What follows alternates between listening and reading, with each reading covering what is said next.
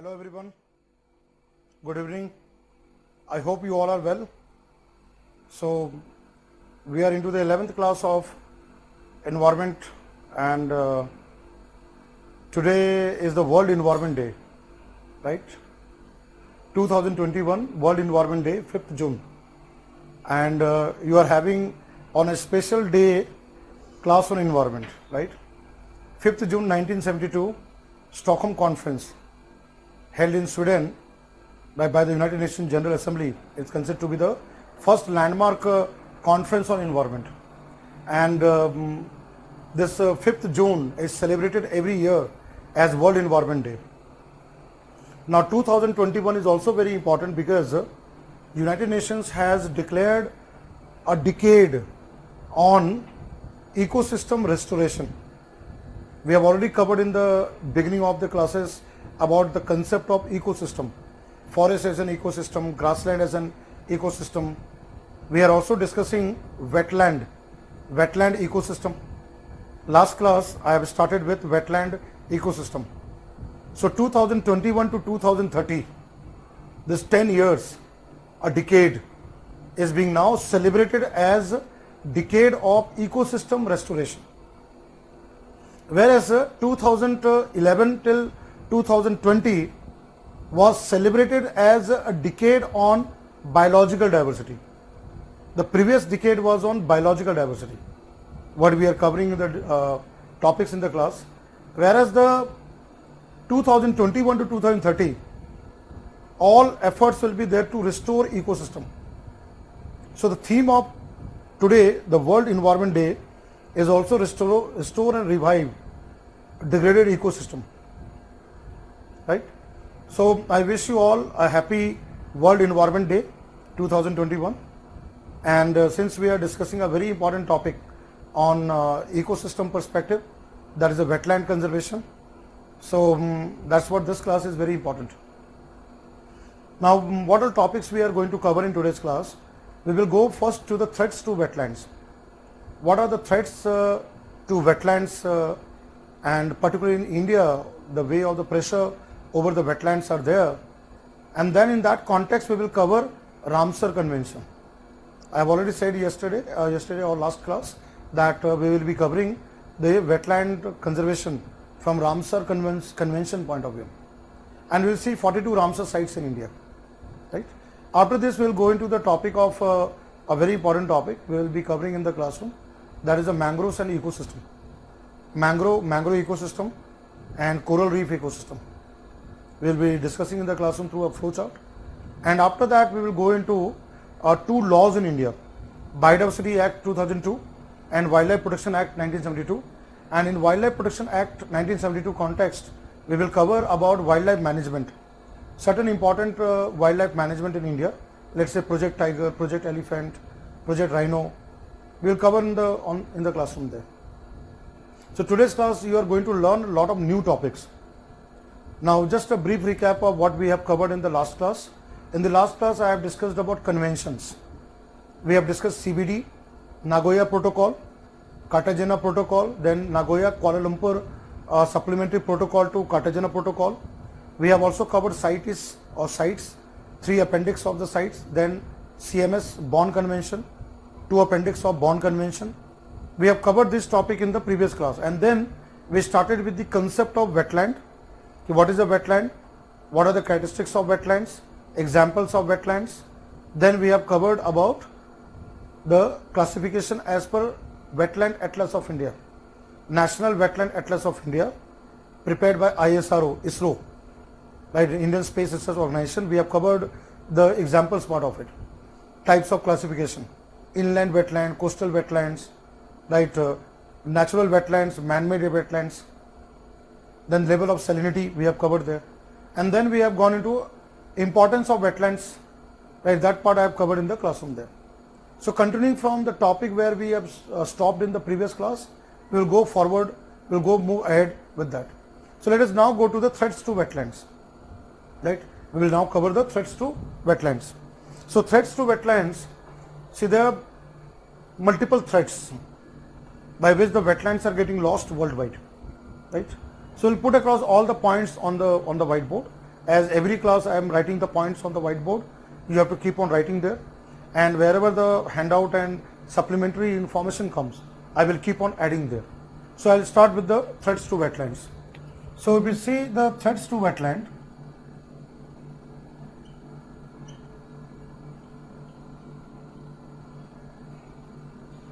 almost you can say almost around 1/3 of wetlands worldwide, right, are getting destroyed because of human activities. Now, which are the major cause of threats here? The first threat which comes here, that is in terms of human encroachment.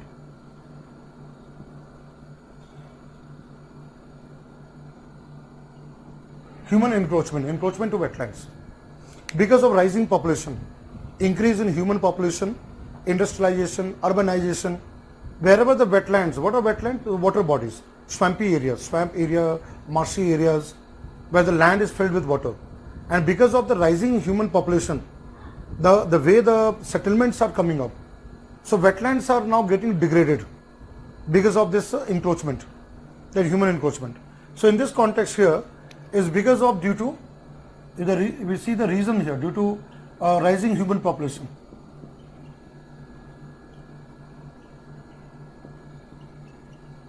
So settlements around wetlands have gone higher, right?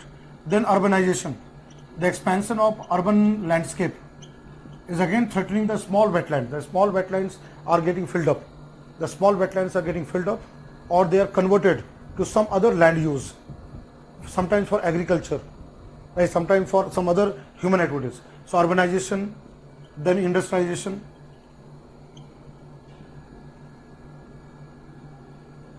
right? Land use change, different type of land use change. This is changing all this pattern, land use change pattern is going to all causing the loss to wetlands. They are causing the loss to the wetlands there, what I did in the first point. Now the second point is here pollution. So there is a concept called eutrophication.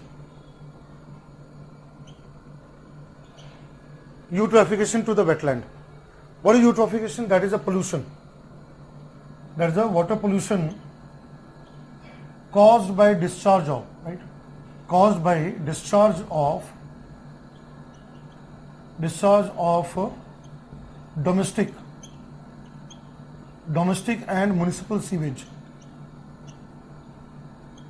Now on the wetland, such kind of sewage, not only the sewage but also untreated, let's say without treatment, untreated effluent coming from industry, let's say untreated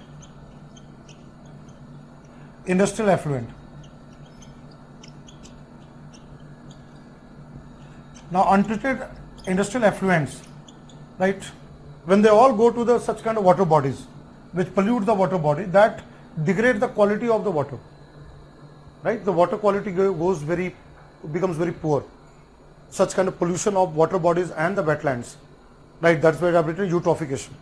Sometimes you'll find algae and such kind of water weeds, they grow in large numbers, and there's something called algal bloom of algae, which will deteriorate the water condition.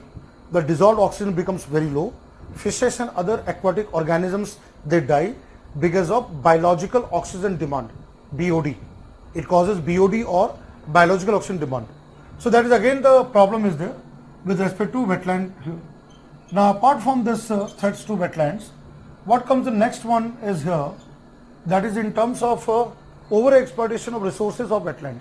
Since wetlands are economically very important, because the water of wetland is used for irrigation, wetlands are also used for aquaculture, fisheries.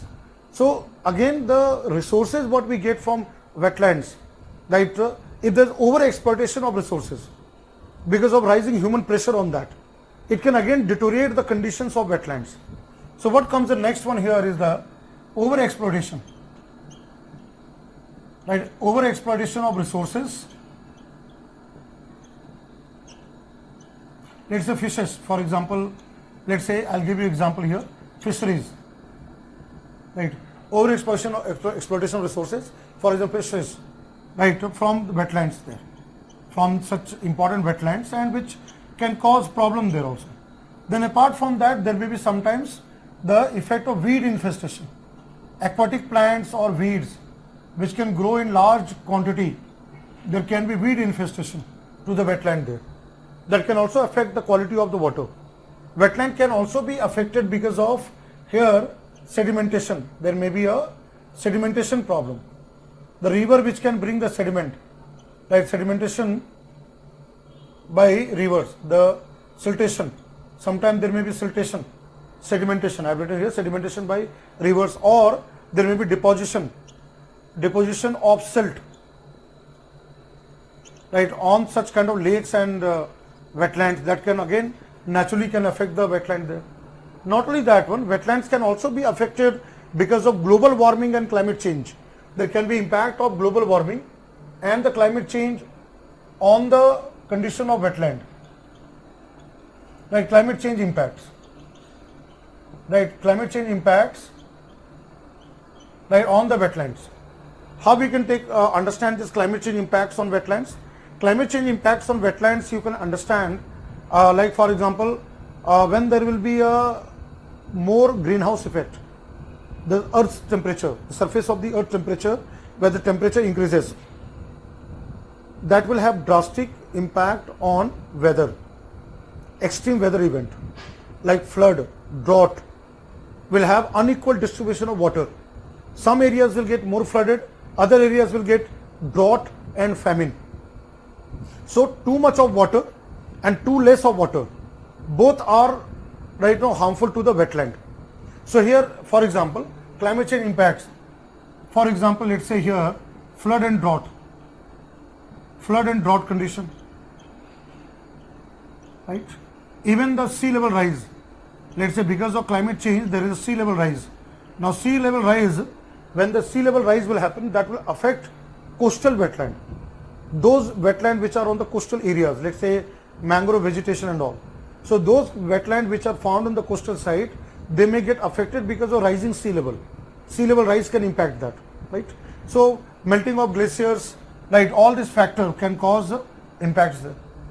So these are the major cause. These are the major cause by which wetlands can be lost, right? These are the based on the part of the factors which can cause loss to the wetlands. I have put across on the whiteboard, right?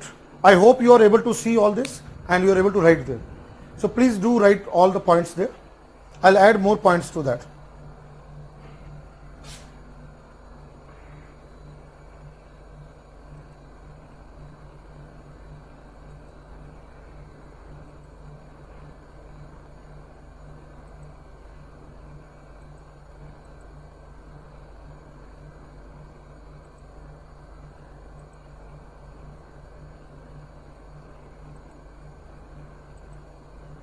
Kindly write it down. Whatever you are seeing on the whiteboard, please do copy that.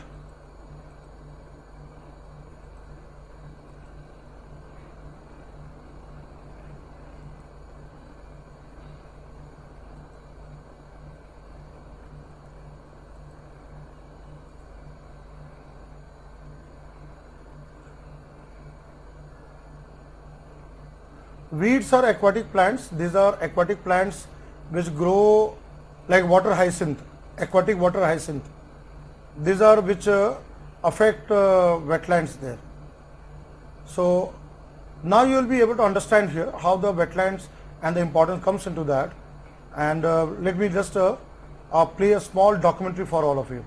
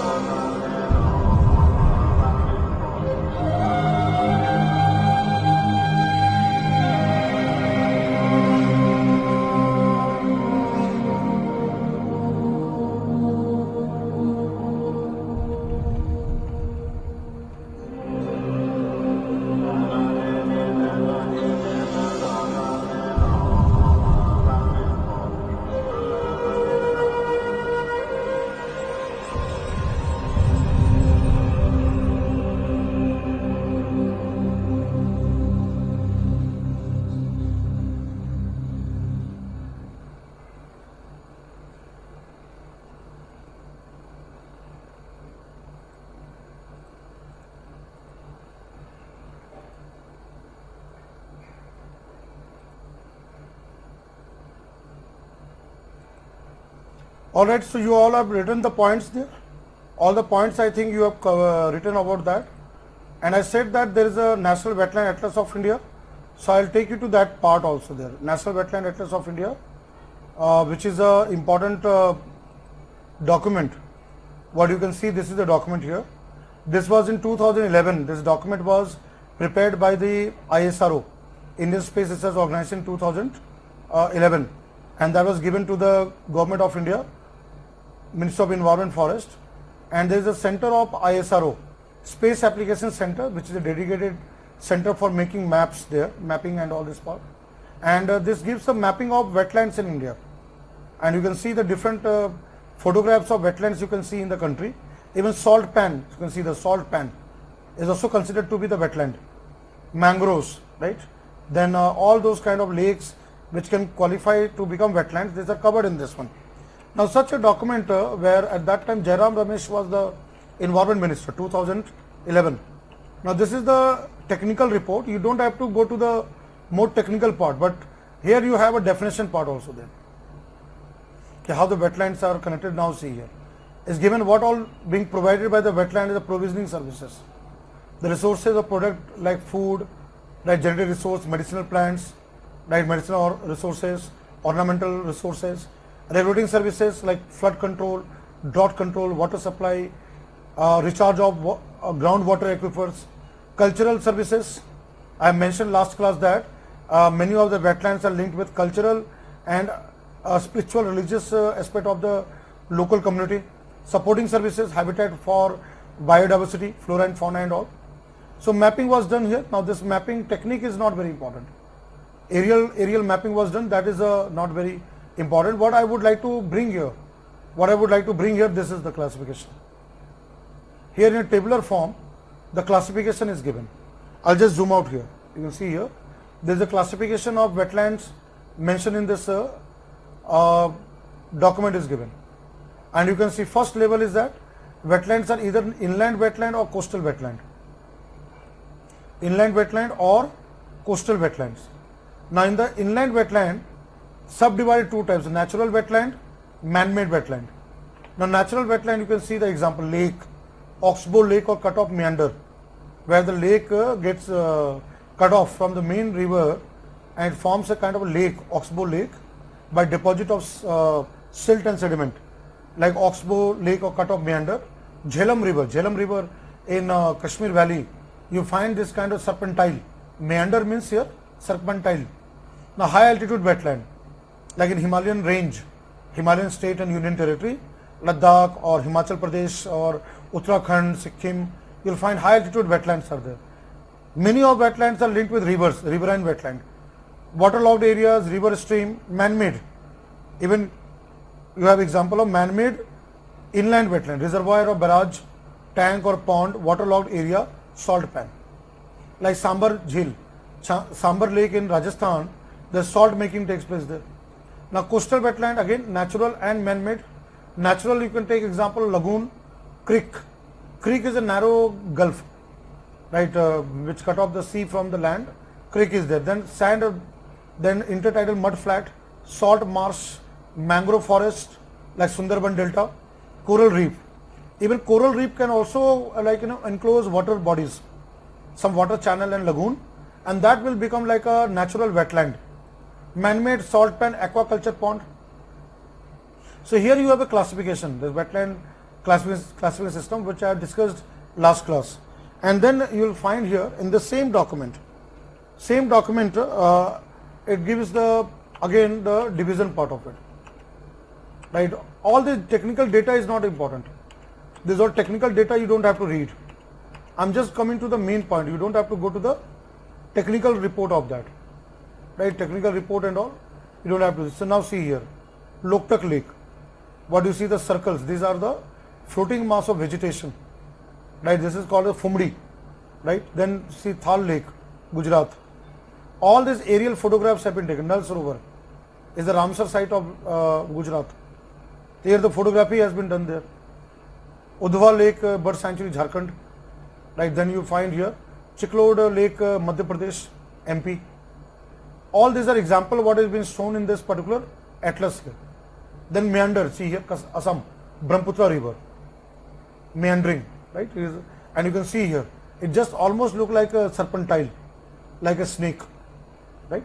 Oxbow Lake in Bihar, in Begusarai district of Bihar, there is a Kanwar Lake or Kabartal or Kanwar Lake. You have a Oxbow Lake that is in Bihar. You can see here part of it. It looks like Oxbow Lake in then West Bengal also. You have Oxbow Lake. So here this image are all given there. High altitude wetland like in Ladakh. In Ladakh you will find such kind of lakes in the more than 3,000 meter above mean sea level, like Somoriri. What you see here, Somoriri, that is in Ladakh, right? Sokar, that is again Ladakh. And again you can see Guru Dokumbar, that is again Sikkim. Such kind of lakes you can see Himalayan region. Arunachal Pradesh also has got that. So here you have examples like surrounding area of Jhelum River, Jammu and Kashmir, based on river, where the flood of the water, river water get flooded on the land, and you have a grasses and all this vegetation growing on that. This forms a wetland. What you see in the photograph here, riverine. See here again, here.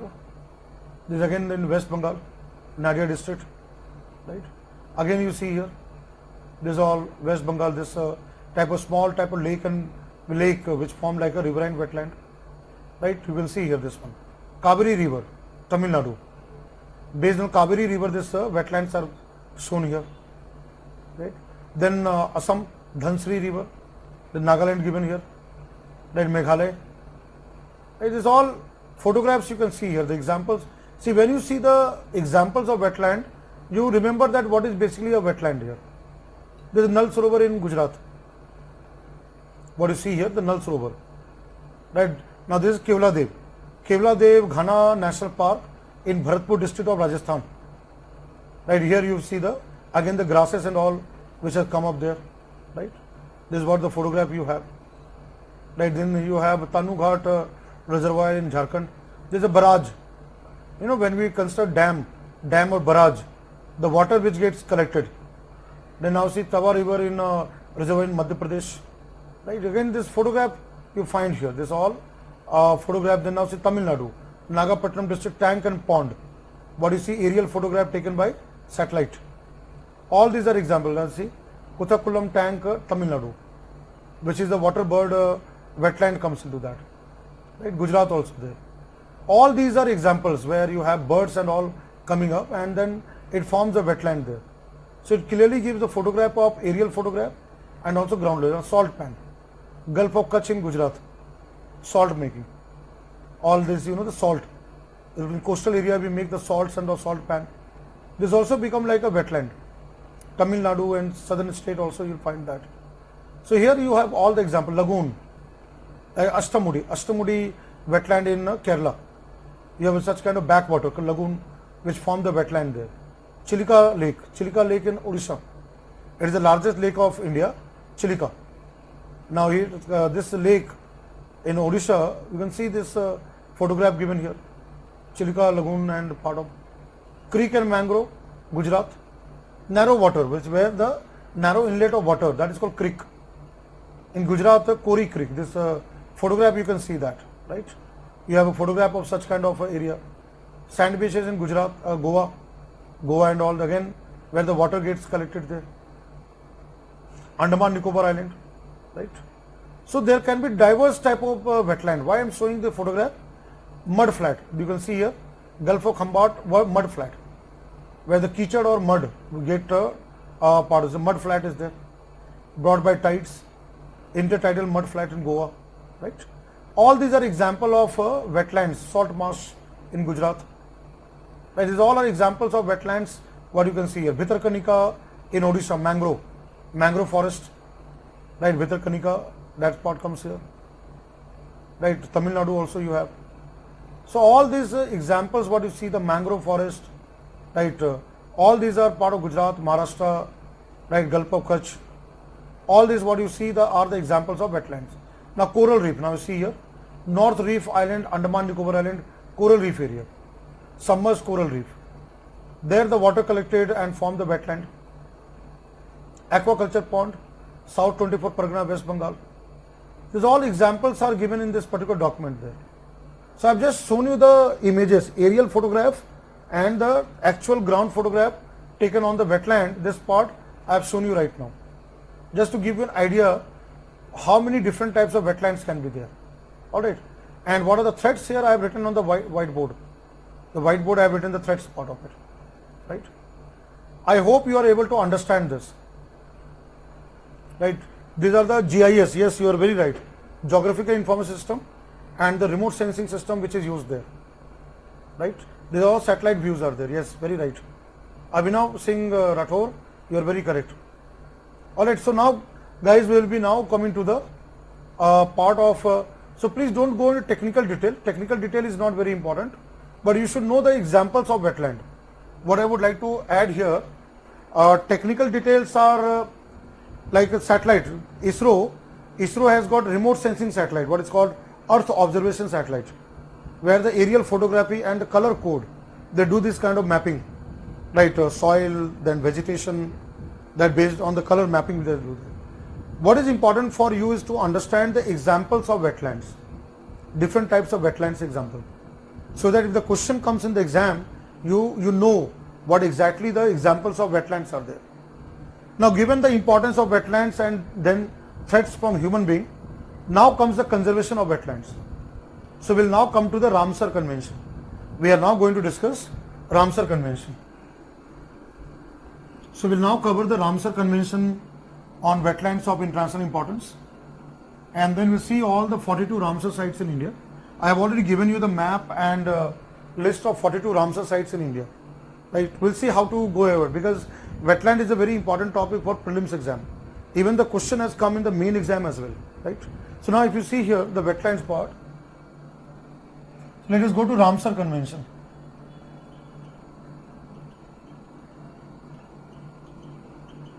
Ramsar Convention on wetlands of international importance.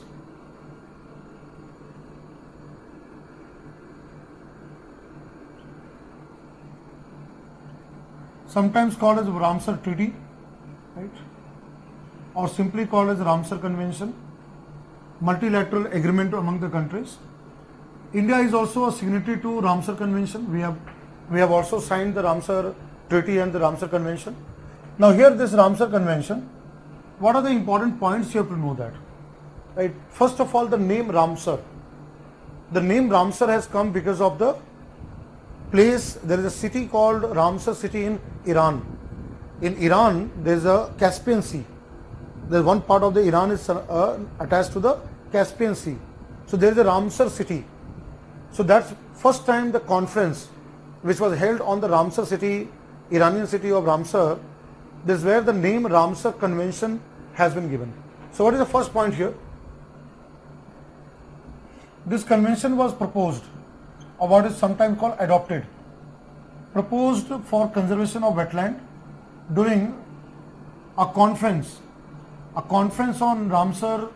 That conference held on 2nd February. Every year 2nd February is celebrated as World Wetland Day.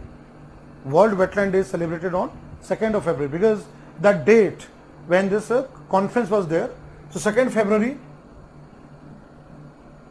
1971 is a very old one, 1971, 1971. So 2nd February 1971, right, in Iranian city of Ramsar, right, Iranian city of Ramsar, where a conference was organized on wetland.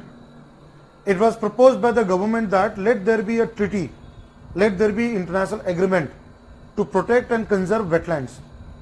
And that's what the proposal which was there on 2nd February, the date is remembered as World Wetland Day, and this convention came into existence, Ramsar Convention. Now Ramsar Convention here, right, 1971 convention, it has got three important pillars. It has got three important objectives. Whenever you are reading the convention, you should always keep in mind the objectives. What are the aims of the convention? What are the objectives of the convention? Right? So it has got three important pillars. That is three important pillars of this convention. Right? are, first one, this convention says that the governments, right, national governments should work together to use the wetland in their territory in a wise manner. There's something called as a wise use concept with the wetland. So first point what comes here, that is the wise use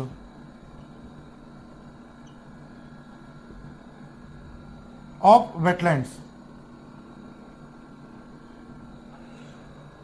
Wetlands provide us resources. We get resources from the wetlands. So we have to use the resource, but at the same time we need to protect the wetlands not only for our present generation but also for our future generation.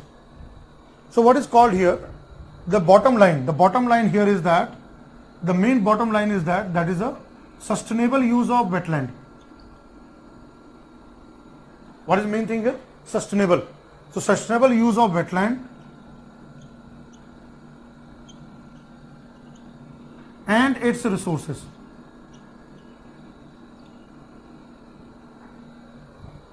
That means we have to get the wetland resources, but we have to also conserve and manage wetlands. That's the first pillar of Ramsar Convention. Second, number 2. Second objective of the Ramsar Convention is that designation of Ramsar site. Wetlands of international importance, they are called Ramsar sites. So here the governments proposed the designation of Ramsar site. Like now in India, the number has gone to 42. Ramsar site. What is the Ramsar site? Ramsar site is basically wetlands of international importance. That is, they are called wetlands of. They are wetlands of international importance. Wetlands of international importance. They are called wetlands of international importance, which are declared, which are designated based on 9 criteria. And all these criteria are based on biodiversity. They are based on biodiversity. So that is 9 wetlands of international importance based on any of the 9 criteria. It can be 9 criteria, any of the 9 criteria which are satisfied, then the wetland can be declared as a Ramsar site, wetland of international importance. Now third important pillar, what you find third important pillar of this convention is that there are certain wetlands which are transboundary. What do you mean by the word transboundary? What do you mean by the word transboundary? Transboundary wetland means here that is it may be on the border between 2 countries. It may be a large water bodies or maybe a wetland. There's a large wetland which may be part of more than 1 country on surrounding that particular wetland. Transboundary water systems. I'll just give you one beautiful example which you know, Sundarban Delta. Just take example of Sundarban Delta. Sundarban Delta, so Sundarban Delta, which is formed of river Ganges, Brahmaputra and Meghna, is a part of Bangladesh and India. 2/3 area of Sundarban, that is a part of Bangladesh, and 1/3 of the area around comes into the West Bengal of India. And both the countries, India and Bangladesh, right, both manage this entire Sundarban Delta, right? So that is a transboundary which consists of 2 countries, India and Bangladesh. So I'm just giving you an example there. So what does this convention says here? That such kind of wetlands which are shared water, shared wetland, shared by countries, transboundary wetlands have to be conserved and managed by both the governments, right? Which are the parties, they have to manage such shared water resources and transboundary wetlands. So the third point which comes here, that is the conservation. That is the conservation and management. Conservation and management. Right, conservation and management of shared wetlands or transboundary wetlands. I had given you example now of Sundarban Delta, transboundary wetlands. which needs to be conserved, which need to be managed. This is the third objective of the convention, which talks about that such shared water bodies or the transboundary wetlands need to be conserved and managed by the governments.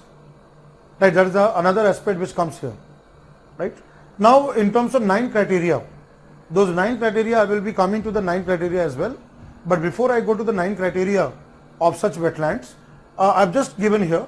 Now, there is also a provision. See, sometimes what can happen, the wetlands can be threatened.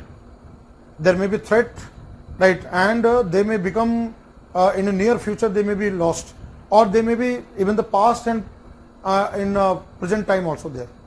So, under the Ramsar Convention, there is another very important provision called Montreux Record. Montreux Record.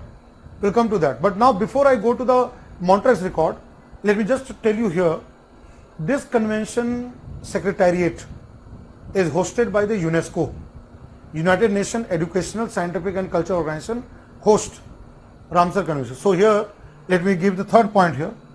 So here, UNESCO, United Nations Education, Scientific and Cultural Organization, UNESCO host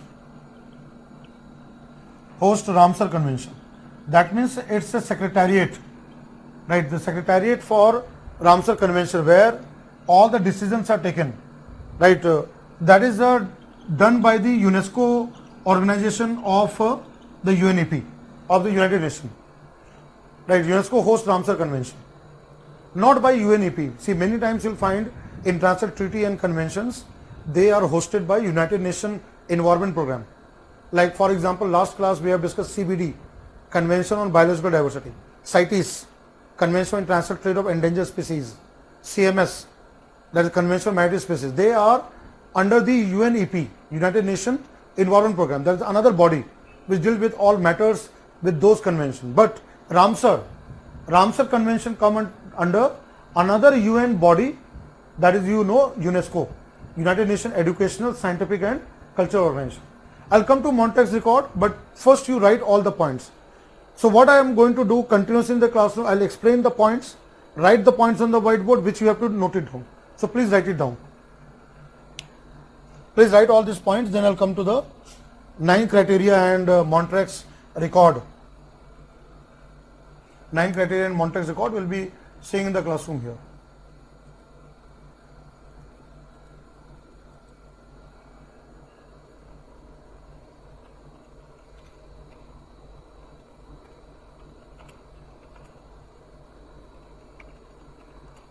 Please write the points given on the board here.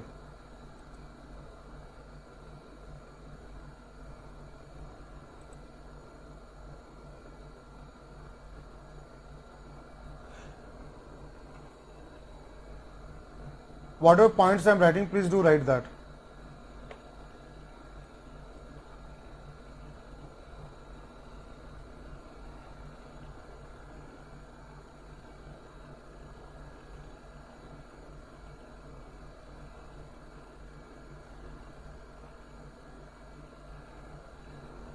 And once you have copied it, please let me know that you have copied the points so that I can go ahead with that.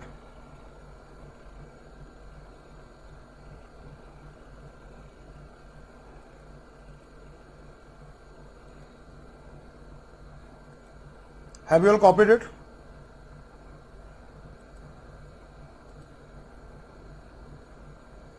See, today's class is very important. Whatever topics I am covering in the classroom, these are very important for the UPSC exam.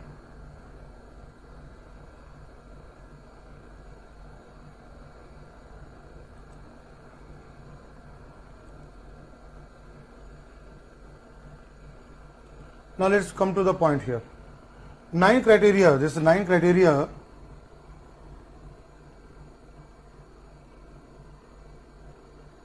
The 9 criteria on which the wetlands are declared, right?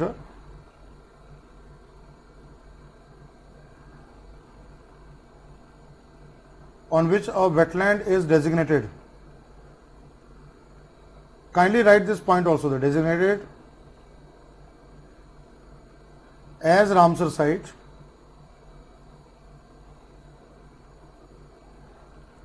are. Now I'm giving you those points by writing on the iPad there, right? I'll give you a very brief point. So there is something called group A. The first criteria is the group A. Now what is group A criteria? Group A criteria is basically here, it refers to kind of a, that the wetland, this which comes here, the first criteria, like criteria number 1.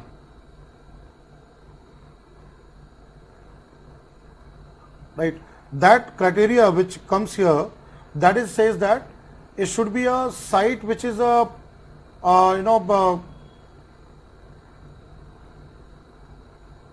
sites which containing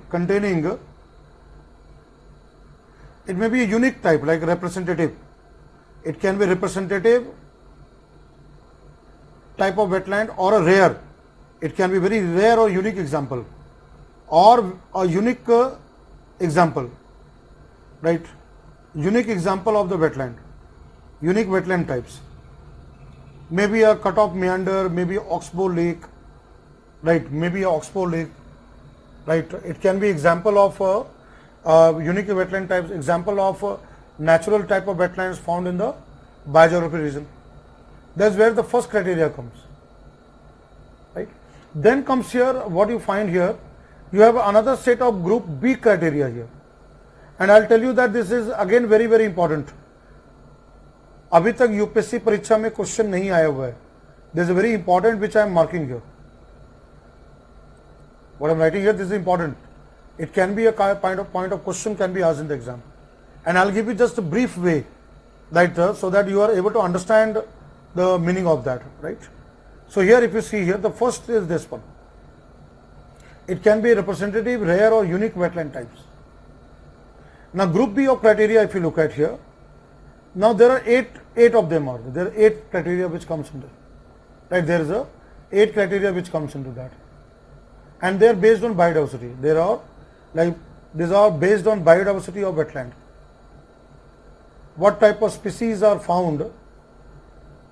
That is based on this biodiversity part of it. So first I can group here. This group B criteria based on the biodiversity can be clubbed into following way. I can divide into following way. What is the following way here? We can divide here. I can divide into 3 or 4 subheadings. Let me divide here and into 4 subheadings. This group B can be based on. That is again here. See, first can be here criteria, that criteria based on. It can be criteria based on species and ecological communities, right? Based on species, right? Now second one comes here. It is a specific criteria. Here you have a specific criteria. Please write it down. This is very very important. You will not easily find anywhere else. That's what I am writing here. Based on water birds. Here the focus is on the water birds. The focus is on water birds. And the third you will find on the fish. Here you have a specific criteria. Criteria that is based on fish which is found there. And here there may be specific criteria on other species here. There is specific criteria based on other taxa, based on, let's say, other type of species, right? Non bird or any kind of non-avian animal species, right? On other taxa or species, right? Now you will understand more better when I write the sub points into that. Like for example, here criteria under the species and ecological communities. So let's say here criteria number 2, right? Criteria number 2. Under this criterion 2, a wetland can become Ramsar site if it supports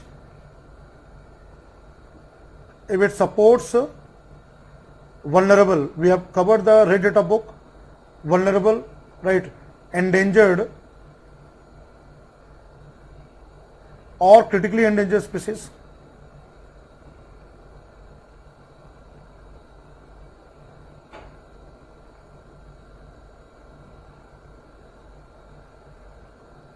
Red Data Book. The Red Data Book, critically endangered species or vulnerable or endangered species, that is criteria 2, right? Under this, the criteria, if you see criteria 3 here, same on species base. Let's say criteria 3, criterion 3. You have here the given that site which will be called as a wetland of international importance or Ramsar site, if it maintains biological diversity of it maintains biodiversity. The species which are found that maintains biodiversity of a particular biogeographical area. A particular biogeographical area which is biologically and geographically important. That is criteria 3. And criterion 4, in terms of species part, criterion 4, a wetland will be called Ramsar site if any of the species is at the critical stage in their life cycle. Species found in critical stage of their life cycle.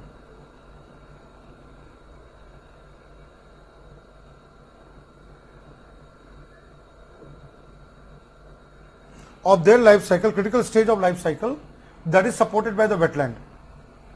Let me repeat again. Criteria 2, see here what I have given here. If you take group B of the criteria, so group B of the criteria, you have first criteria based on the species. There you have 3 criteria. Criteria number 2, support vulnerable, endangered or critically endangered species. Criteria 3, here maintains biodiversity of particular biogeographic area. And criteria 4, species found in critical stage of life cycle, their life cycle supported by the wetland, right? Now if we see here criteria based on the water birds, if you take criteria based on the water birds, if you take water birds here criteria, so you have 2 criteria here. You have here criteria, here you have a criterion of 5, you have criterion 5. Now what it says that regularly this wetland regularly supports, right? The wetland regularly supports 20,000 here, 20,000 or more, 20,000 or more water birds. If a wetland supports 20,000 or more water birds, it can be designated as Ramsar site. It can be designated as Ramsar site if it supports regularly more than 20,000 or more than 20,000 water birds. And again here there is another specific criteria which is given on the bird part, criterion number 6. Criterion 6 is that a wetland will be called Ramsar site if it supports, here it supports 1% of one species, like population individual of one species or subspecies water bird. 1% of individual of a population of one species, either one species, a particular type of bird species, right, or water bird, any type of water bird which comes to that wetland, at least 1% of their individuals, they get supported by this wetland. We'll call that wetland as a Ramsar site. Now on the fish part, there again 2 criteria are there. On the fish part, this one, you have a criteria number 7. This criterion 7, the 2 on the fish, that is this fish species, indigenous fish species, what is called here? Local. The indigenous variety of fish there, indigenous fish varieties or species are found in that wetland, right? The life history, species interaction, these all benefit the global biodiversity. And second, here criterion 8, I'm just giving you in a very summarized form. Criterion 8 on the fish is that there is important source of food for fishes. That wetland is the important source. Here it is the important source. That wetland provides the food. It can be important source of food for fishes, even the breeding ground, spawning ground, nursery. It can provide nursery, right? Breeding ground, breeding of the fishes and all that. The fish can migrate to that wetland. They can breed there. It can provide nursery for the fishes and also food for the fishes. Criteria number 8. And the last criteria, criteria number 9, this one. Criteria number 9. Other species like support 1% of non-bird animal species. Like here supports this criterion 9, that is this wetland supports, the wetland support, right here 1%, what is called 1% of other non-avian or non-bird species. Non-avian means bird, non-avian animal species. Non-avian animal species. Non-avian animal species. Other than bird, 1% of non-avian bird species, like for example, there are no bird species, but other animals, maybe mammal, maybe there may be mammal, dolphin or otter, so which are not bird. The other animal species are supported by the wetland. So I'll just summarize again. See, a group A for criteria is that wetland is a rare, unique or representative wetland.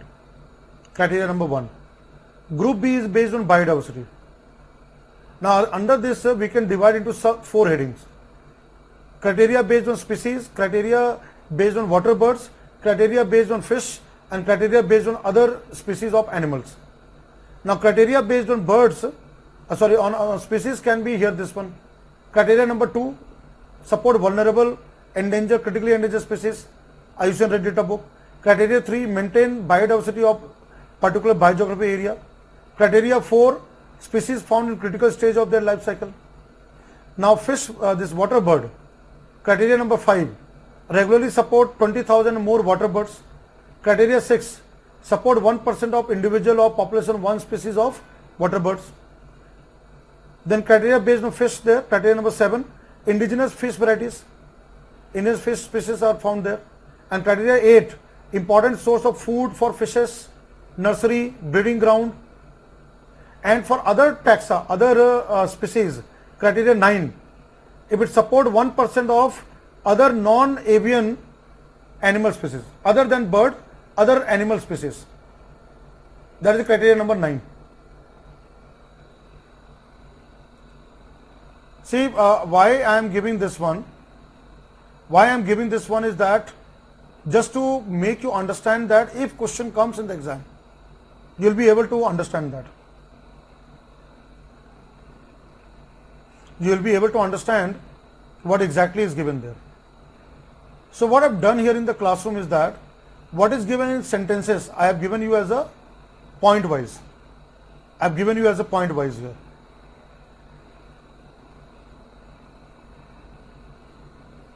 Right, I have given as a point wise.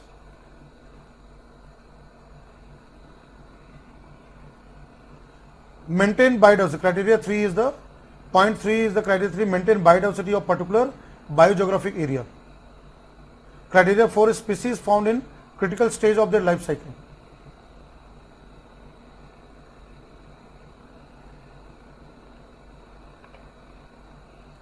What is criteria 4? Species found in critical stage of their life cycle. That is criteria 4.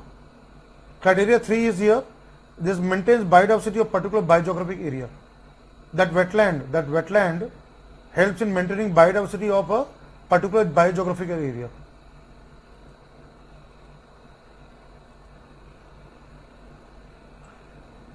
So total, once again, 5, 6, 7, 9, yes, total is 10. You can say that 10 criteria.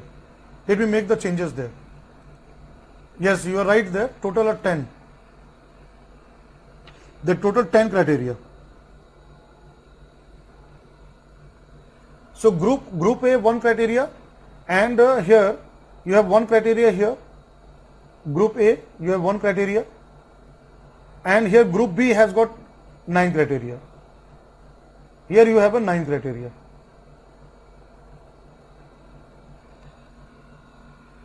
Right here it comes a 9 criteria there. The total becomes 10 criteria. Total you have a 10 criteria. If any of such criteria is satisfied, then that wetland will be called as a Ramsar site. Then it is called as a Ramsar site.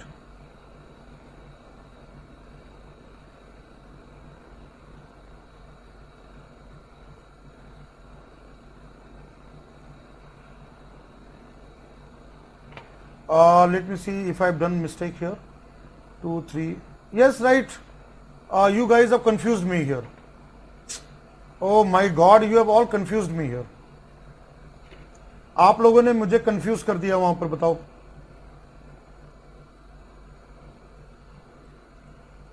I was right. When I written that 9 criteria, I was right. Somebody said in the response that, sir, this 9 criteria and all this. So I have written the correct one. 9 criteria I have written very correctly. So you can see here group 1, you have a 1 criteria. Right? And group A has a 1, and here you can see I have gone with continuation now. 2, 3, 4, 5, 6, 7, 8, 9 is continuation there. And here you have 8 criteria. Right? Here you comes 8 criteria. It is a continuation here. See, if you see, that's what first I have written 9 criteria on the board also. If you see here on the board also I have written 9 criteria. Wetlands of international importance based on 9 criteria. And again, I have also written here. So it is 9 criteria. How many criteria are there? 9 criteria. So you can write, see, maintains I have written here. Whether you write maintain or maintains singular depends on that. Yes, right, Sumit, you are very right. Criteria 3 is that maintains biodiversity of particular biogeographical area. It maintains biodiversity of particular biogeographical area. Paras Patel.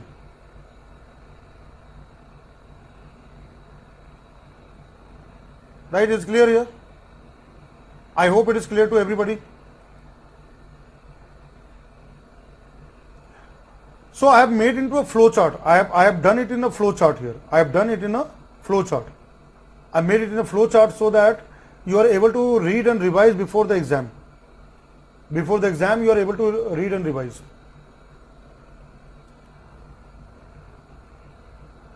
All right. Now what I'm coming here. Now let's come to the main part. Now I'm coming to main part of it. This one, see here, I have done this one because so that you are able to, like before the exam, when you see your class note, you know that okay, these are the criteria. Criteria sometimes may be at the back of the mind. Ki why a particular wetland in India has now been designated as Ramsar site. So at least you know that okay, these are the points on which it is come there. And I believe, see what I believe is that sometimes what happen in the part of the examination is that unknown area, which are unknown. आपको हमेशा ये ध्यान रखना है पिछले सालों के exam में जहां क्वेश्चन नहीं आया हुआ है. If you look at the previous year question paper, wherever the question has not been asked, right, where the UPSC has not asked the question, those are the gray area, uncertain area, and there the UPSC can ask question. क्या पता ये criteria जो मैंने भी लिखाया है यहां से क्वेश्चन आ जाए, right? Based on this criteria, UPSC can ask question there. So that has to be at the, remember that. That's what I have done this exercise. By giving in a group way, I have done this exercise there. So that you are able to understand there. These are the way if it is all satisfied, then we'll call one wetland or any wetland as a Ramsar site. Now what I'm coming, the fifth point, which I'm now coming, very important point. I hope that you have written this one. So what I'm now coming here, in terms of Ramsar Convention, let us now come to a very important part where it was asked in UPSC exam. The question was asked in the UPSC exam, Montreux record. There is a provision under Ramsar Convention called Montreux record. So our sixth point here, right, this was which point? Sixth or fifth? So this 9 criteria I have given as a fourth point. So let's come to fifth point here. So your fifth point, the fifth point here comes here, that is a Montreux record.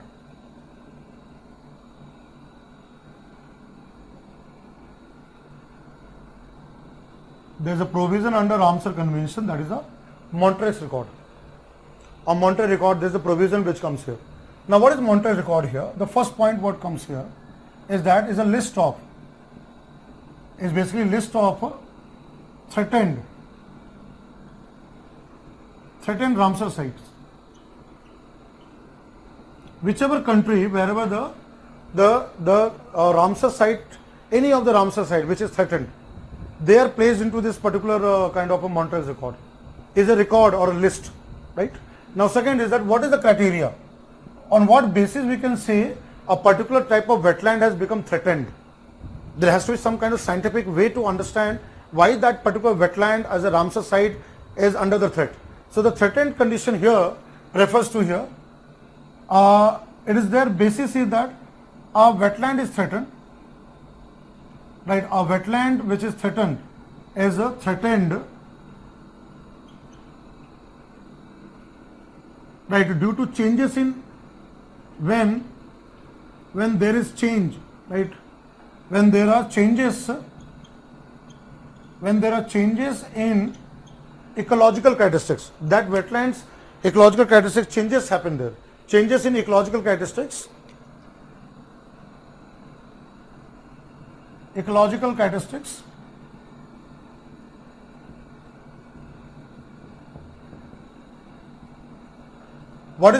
How can we say a Ramsar site as a threatened wetland? A wetland is threatened when there are changes in ecological characteristics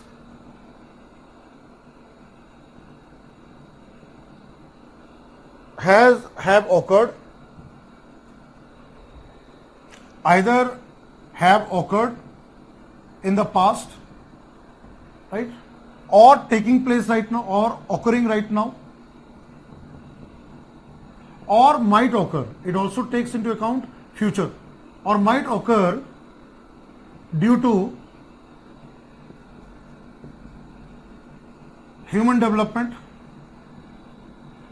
or you can say human activities, human development, pollution, etc.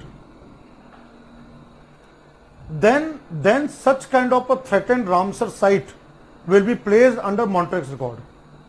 So what is Montreux record here? A wetland is threatened, right, when there are changes in ecological characteristics have either occurred, have taken place in the past, or at present taking place, or occurring, or might occur in the future, might take place in future, or might occur due to human development, pollution, technological development, etc. Then we say that wetland is a threatened one and it has to be placed into Montreux record. Now this was asked in PT 2014. Already a question was asked in PT 2014 on this particular criteria which I've written there. Already a question has been asked in the exam. Now what comes here, third point comes here, if a wetland, a Ramsar site comes under Montreux record, then there is something called Ramsar Advisory Mission, RAM. So a Ramsar Advisory Mission, under the Ramsar Convention, a Ramsar Advisory Mission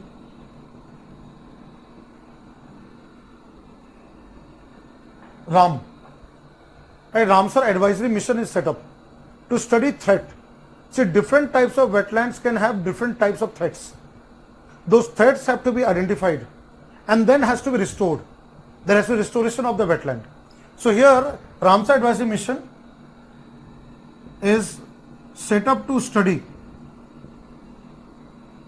various threats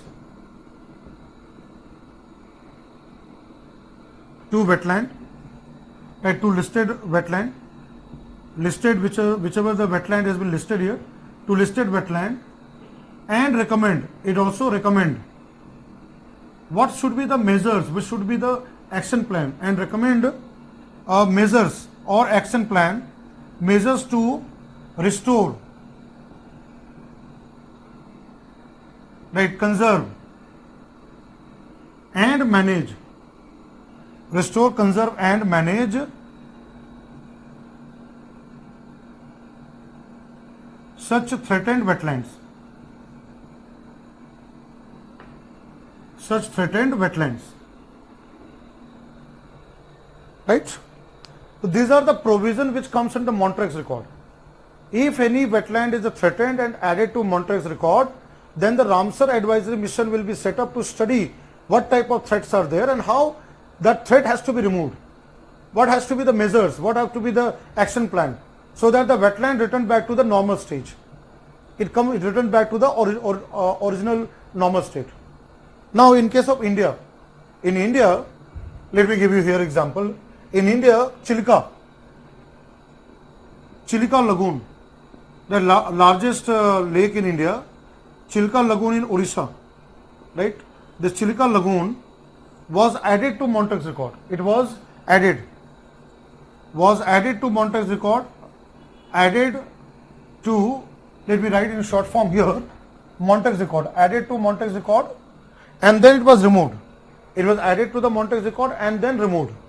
Added to the Montreux record and later removed after its restoration. After it got restored, after its restoration, it was returned back. So presently Chilka Lagoon is not in Montreux record. Chilka lagoon Bharat का सबसे बड़ा wetland है, सबसे बड़ा lake है. सो चिल्का में threat था, चिल्का को मॉन्ट्रेक्स रिकॉर्ड में ऐड किया गया और फिर उसको निकाल दिया गया. Once the conservation took place, it was just removed. Imagine such a large lake, such a big lake. It was under threat because of the pollution and all this one. But when under Ramsar Convention, when the lake was conserved, there were aquatic weeds and all unwanted plants which started growing and all, and that affected the livelihood of the local people who depend on Chilka. Now once that restoration took place, once the Chilka was restored back and proper management and conservation of Chilka was there, then the Chilka was removed from the list of Montreux record. So presently Chilka is not in a Montreux record, but 2 Ramsar sites of India are presently in the Montreux record. But there are 2 Ramsar sites of India at this point of time. At present is added to the Montreux record. One is in Kevladev Ghana National Park, Bharatpur Bird Sanctuary, Rajasthan, and second is a very famous lake, Loktak Lake in Manipur. So now what is there? Presently, if you look at presently the Montreux record, at present, let me write here. At present, if you can see the bottom part, I will write here. So at present, Kevladev is in Rajasthan, and Loktak Lake is in Manipur. Loktak Lake are in Montreux record. Presently in India, 2 wetlands are added to the Montreux record, that are Loktak Lake in Manipur, right, and second is a Kevladev Ghana National Park or Bharatpur Bird Sanctuary, which is known for Siberian crane and all, but now Siberian crane is not coming to India, have been added to the Montreux record. Chilka was added but then removed from the list. So presently Chilka is not there, but presently we have 2 Ramsar sites, Kevladev and Loktak Lake, right. this which I have written here. So kindly write these points. Then I'll go to the Ramsar sites of India. We'll see the 42 Ramsar sites in India.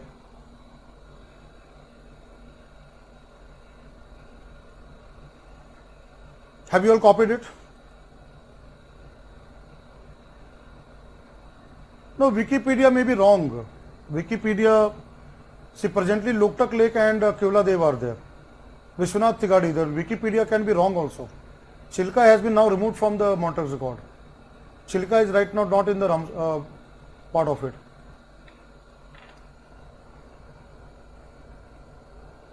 Wikipedia may be wrong also. See, Chilka is right now not in the Montreux record, but Keoladev and Loktak Lake, which are the two ones? Two of them which are right now is the Keoladev and Loktak. See, whenever you have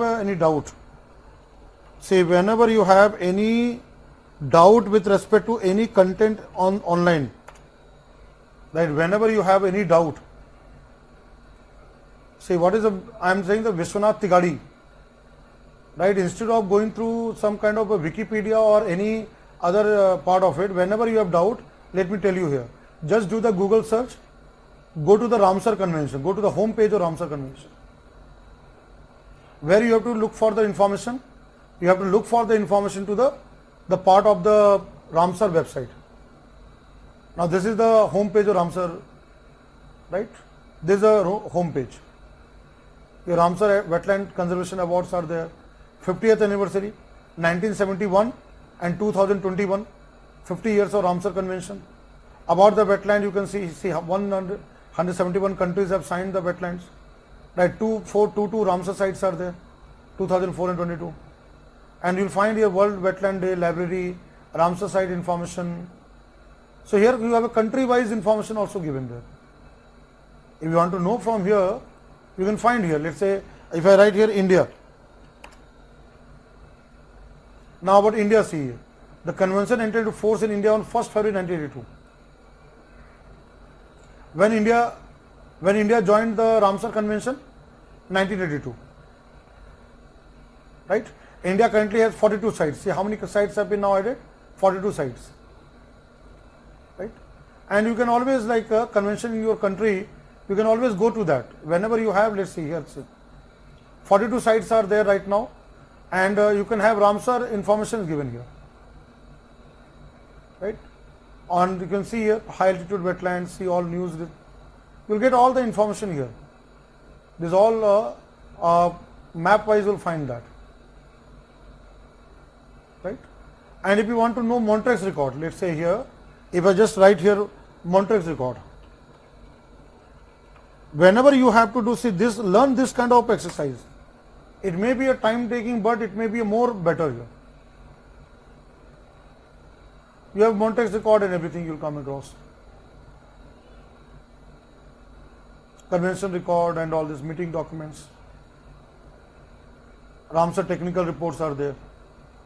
So if you take here Asia wise, see here. Right, you have India report is there. And you find which all these are there in the Montreux record and all this.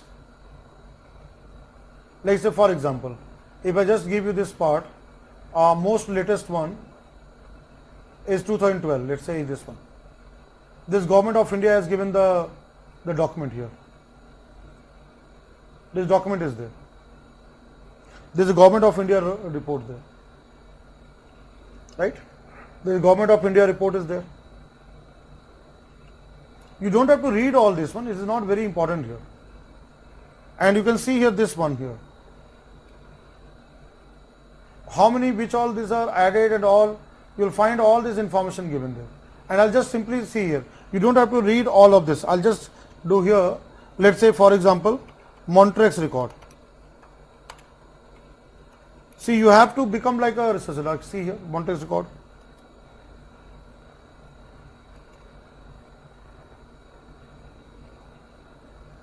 See here, what is given here?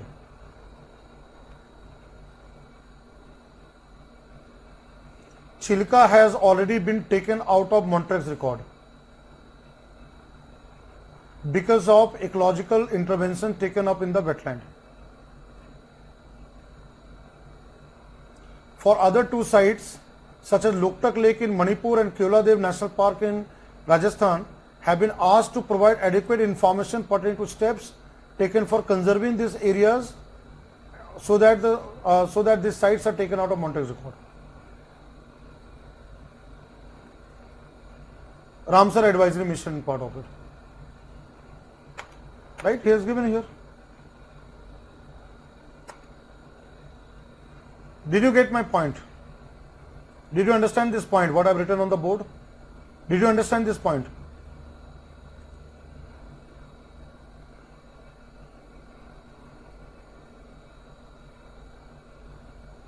Did you understand the point here?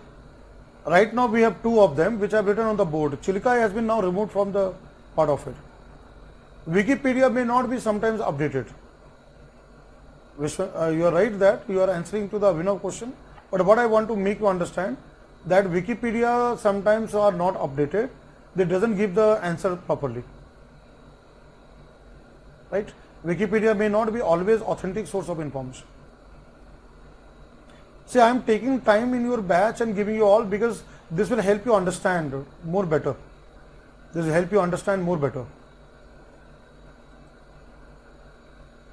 Right? This will help you understand much better there. So what I'll do right now, what I'm right now going to do here right now in your class is that I'll take you to 42 Ramsar sites in India. Right? We are now going to cover 42 Ramsar sites in India. Just a brief understanding I'll give you there so that you know what exactly about Ramsar sites, you are at least aware of that.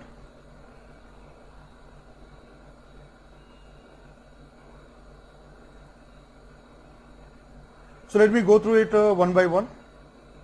Right, I will just cover all this so that you are able to understand in a proper manner there.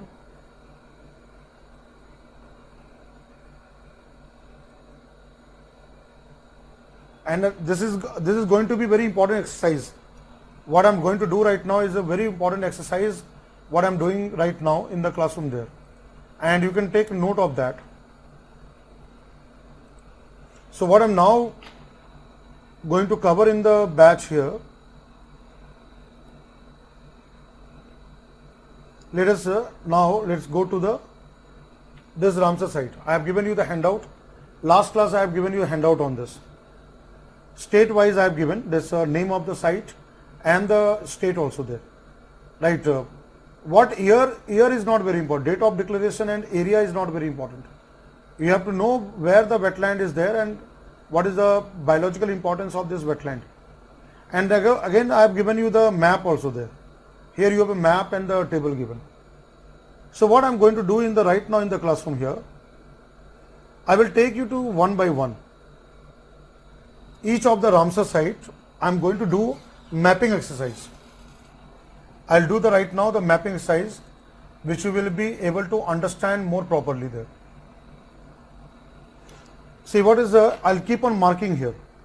What you see the 42 number here is basically Wooler Lake. In Kashmir, this Wooler Lake. What you see right now, 42, that is Wooler Lake is the largest freshwater lake. This is the largest freshwater lake of India. If we take freshwater lake, then the largest freshwater lake in India is the Wooler Lake in Kashmir. What you see the 42 number, and is based on river Jhelum, which is a tributary of Indus. Is based on river Jhelum. Now what you see the 11 number here, what you see right now here 11 number, very near to Srinagar. This is in the Srinagar town. What you see the 11 number, that is a Hokera wetland. What is called Hokar Sar is a Hokera wetland. Both of these, when you visit, anytime happen to go to Srinagar, I don't know how many of you are from Srinagar and the Kashmir valley and have visited there. Hokara wetland or Hokar Sar is again linked with Jhelum river, and both of these are very near to each other. Right? Both of these are near to each other. Now what you see here, Jammu. In Jammu you have a very important wetland. What you see the 37 number, this one 37 number, what you see in Jammu. Now this is called as Surinsar Mansar. There are two lakes which are attached to each other. Right there, that is in Jammu. In Jammu, you will have this Surinsar Mansar. Surinsar and Mansar, they are found in the Jammu there. The two lakes which are connected by underground this channel. Surinsar Mansar, that is in Jammu. Udhampur on the way to that, the Surinsar Mansar. Many of these wetlands have been visited by me. I personally visited all such wetlands. Right? Now what you see in the Punjab state, let's see here. Let me do one more exercise. Let me also write about Ladakh. Let's see the Ladakh area. In Ladakh, what you find, there are two Ramsar sites which have been now added here. 38 number, what you see, the 38 number is a recently added Sokar. What is the 38 number in Ladakh? TSO, so means a lake. That is in Ladakh. Ladakh region there. And what you see here, 39, there's another one, you will find a 39 number, that is a Somoriri. There's another very important wetland in Ladakh called Somoriri. Somoriri wetland, 39 number. So if we take Ladakh, Jammu and Kashmir, so how many total number comes? 2 in Kashmir, 1 in Jammu and 2 in Ladakh. Total comes 5. Total are 5. So this is the way you have to do the exercise. Now if I just take you to the Punjab, if you just take the state of Punjab, right, this is the state of Punjab. I'm now going to the next state, what is called state of Punjab. I'm taking time here, but it is a very important exercise I'm doing right now. State of Punjab, what you come across, here you have 15, 3 and 10, 13, this number, what you come across there, right? So 10 number, what you see is the Harike Lake. This 10 number, it is in Amritsar, near to Amritsar. There is a very famous lake called Harike Lake. Harike Lake, what is called Harike Pattan, is a confluence of two rivers, Satluj and Beas. Harike Barrage, Indira Gandhi Canal starts from Harike. Harike Pattan near to Amritsar, Harike Lake is there. What you see the 15 number, this one, the 15 number which is very near to this, what you see here in Punjab, it is a Keshopur Miani. I have already said in the classroom that Keshopur Miani is the first community reserve of India. Now it has been declared as a Ramsar site. Right, now it is declared as a Ramsar site. Third one which you see, number 3, the third which you see here, that is a Beas Conservation Reserve, Beas River. It's called Beas Conservation Reserve. Always whenever you have to do the mapping part, you take the outline map and always practice with the map. You'll always remember it, Beas Conservation Reserve. What you see the 13 number here is near a place called Kanjli, Kapurthala. Kapurthala in Punjab, Kanjli wetland. What you have 13 number? Kanjli wetland, that is in Kapurthala. Kapurthala, you have Kanjli wetland. 21 number, very near to that, 21 number is the Nangal. That is the Nangal Wildlife Sanctuary. Nangal. 21 number, what you see, the Nangal. And 27, what you see here, very near to Nangal, this 27 number, what you see, that is Ropad. Ropad. Punjab has got 6 of them. Keshopur Miani, Harike. Keshopur Miani is the Gurdaspur. Harike is near Amritsar. Beas Conservation Reserve, Kanjli wetland is in there in Kapurthala, and Beas Conservation Reserve is nearby that. Ropad, Roopnagar, Ropad town, so Ropad wetland and Nangal, again they are nearby. So there are total 6. There are total 6 Ramsar sites in state of Punjab. Are you able to understand here? Are you able to understand there? Right? The total here 6 in Punjab. You have 6 in Punjab. Now if you see the adjoining state here, Himachal Pradesh. If you take Himachal Pradesh here, so 25 number, what you see here, I'll just go to one by one. What you see, 26 number here. 26 number, what you come across in the state of Himachal Pradesh, pink in color, what you see, that is Renuka. Is a Renuka wetland, Sirmaur district. Sirmaur district of Himachal Pradesh.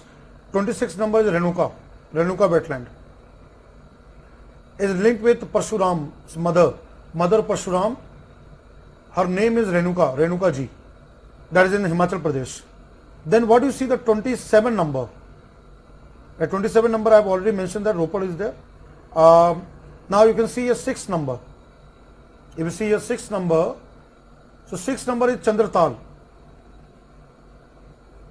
There is a high altitude wetland, Chandratal. Spiti Valley, Lahaul and Spiti Valley, Chandratal, Himachal Pradesh. And what you see in the 25 number here, that is called Pong Dam. 25 number, what you see is the Pong Dam. Maharana Pratap Reservoir, Kangra Valley, there Beas River, there is the Pong Dam. So Himachal has got 3.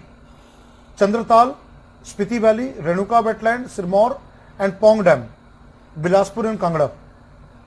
Anybody from Himachal here? In this batch, anyone from Himachal Pradesh? Anybody is from Himachal Pradesh here? Okay, nobody is from Himachal Pradesh. Not a problem there. 3 in Himachal Pradesh. 3 in Himachal Pradesh. Himachal Pradesh has got 3. Chandratal, Renuka and Pong Dam. Now first time Uttarakhand. Uttarakhand has got the first Ramsar site, that is all Asan, right? That is in Uttarakhand, UK. Uttarakhand ka pehla. Anybody from Uttarakhand? Anybody is from Uttarakhand here? Abhinav Singh is from Himachal. Anyone from, okay, good Abhinav, very good. Anyone from Uttarakhand? Asan or Asan dam, there is a dam also there. Uttarakhand state has got first Ramsar site. That is called as a Asan Ramsar site there. There is a bird sanctuary also there. Shivam, are you from Uttarakhand?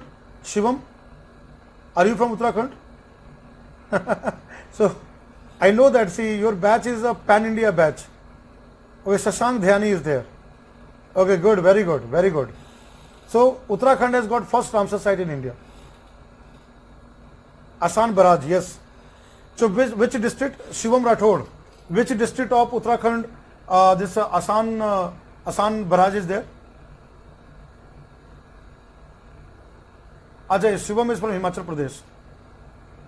Okay, Pooja, do you know which Ajay, Shivam has visited that? Good, very good. I am very happy that there are people who have visited such kind of Ramsar sites. Good, very good. So there is nobody purely from Uttarakhand. कोई बात नहीं है. But Asan is near to my place. Okay, good, very good. So which district Abhinav you belong? Which district of Himachal Pradesh Abhinav you belong? Okay, anyway, Abhinav will give me the answer. But now I am coming to Rajasthan. Let's look at Rajasthan. Let's look at Rajasthan here. I am not taking to Rajasthan. Okay, Abhinav saying weekend place there. Good, very good. Shashank, you are very good. Dehradun. Yeah, very good, very good. Abhishek Rai, very good. Good, very good. Shivam also, very good. Good. Good. I'm really very happy to see your interaction in the classroom. Very good guys. Very good. Keep it up. Now I am coming to this one, Rajasthan. In Rajasthan, this 31. What you see in the map 31, this is the Sambar Lake. Sambar Lake, that near Jaipur to Nagaur district of Rajasthan to Didwana and all. It is the largest inland. It is the largest inland saltwater lake. It is the largest inland saltwater lake. That is the Sambar Lake. Largest inland saltwater lake, 31 number, Sambar Lake. And then what you see 14 number, what you see here, the 14 number, this one near to Delhi, this 14 number, that is a Keoladev, Bharatpur district, Keoladev, Bharatpur, right, that is the 14 number, what you see here, the 14 number is the Keoladev. Rajasthan has got two, Keoladev and Sambar Lake. These are two in the part. Now Gujarat, if you see Gujarat here, 19, this is the Nal Sarovar. Near Ahmedabad, this is the Nal Sarovar. Nal Sarovar Bird Sanctuary near Ahmedabad, that is in Gujarat. Now what you see the part of MP, 19 number is the Nal Sarovar. What you see the part of MP, 5 number, is a very famous lake. It's called Bhoj Lake, right? Bhoj Lake or Bhoj Tal. That is in Bhopal. Bhopal is, a lot of lakes are there. Bhopal. Madhya Pradesh has got Bhoj Tal. Is named after Raja Bhoj, Bhopal. There's a Bhoj Lake is there. It's the Ramsar site of state of Madhya Pradesh. What you see, 5 number. Then I'll take you to here. Let me come to here, Maharashtra. Maharashtra has got 2 Ramsar sites recent time. Maharashtra has got 2 Ramsar sites. Now 20 number what you see is called Nandur Madhameshwar. This is a Maharashtra state, Nandur. In your batch there are people from Maharashtra. There anybody from Nandur Bagh? Nandur Bagh and all this place is now recently declared Ramsar site of state of Maharashtra. Nandur Madhameshwar.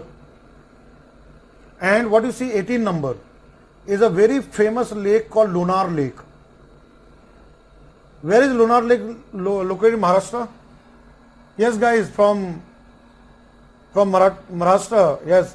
Giridhar Ramrao Chauhan. Which district is the Lunar Lake?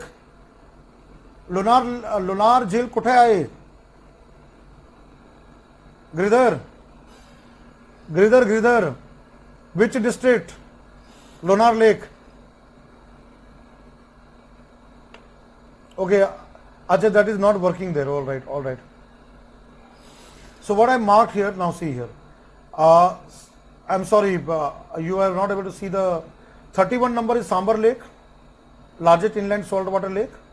And what you see the 14 number is the Keoladev. Then 19 number is Nal Sarovar, Gujarat. Nal Sarovar Bird Sanctuary near Ahmedabad. Then Bhoj Lake is in Madhya Pradesh, 5 number. 5 number the Bhoj Lake, Bhopal. Then Maharashtra has got Nandur Bagh, Nandur Madhameshwar. And 18 number what you see is Lunar Lake. Is a Lunar Lake there. Yes, Giridhar. Mahima, yes, Mahima Patil. Very good Neha. Buldana, very good. Kanika is from MP, very good. Today I am able to at least know where you belong. Okay, yes, Tejas, very good. Buldana. What is so unique about Lunar Lake? Now screen is visible there.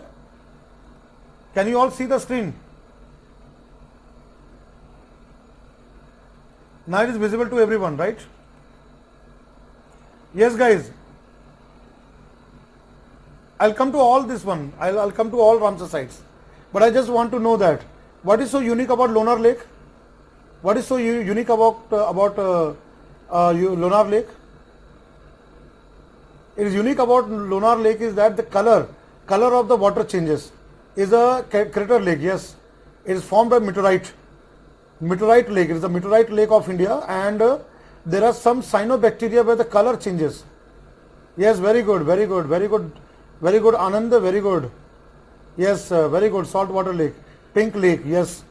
And it's because of the bacteria. There's some kind of bacteria. Yes, very good. Yes, a meteorite lake of India and crater lake, and it has a pink color. There's presence of bacteria, cyanobacteria. All this. Siddharth home is near to Bhoj Lake. Yes. So now you can see the screen. You can see the screen here. Right, screen. Now I'll come to state of UP there.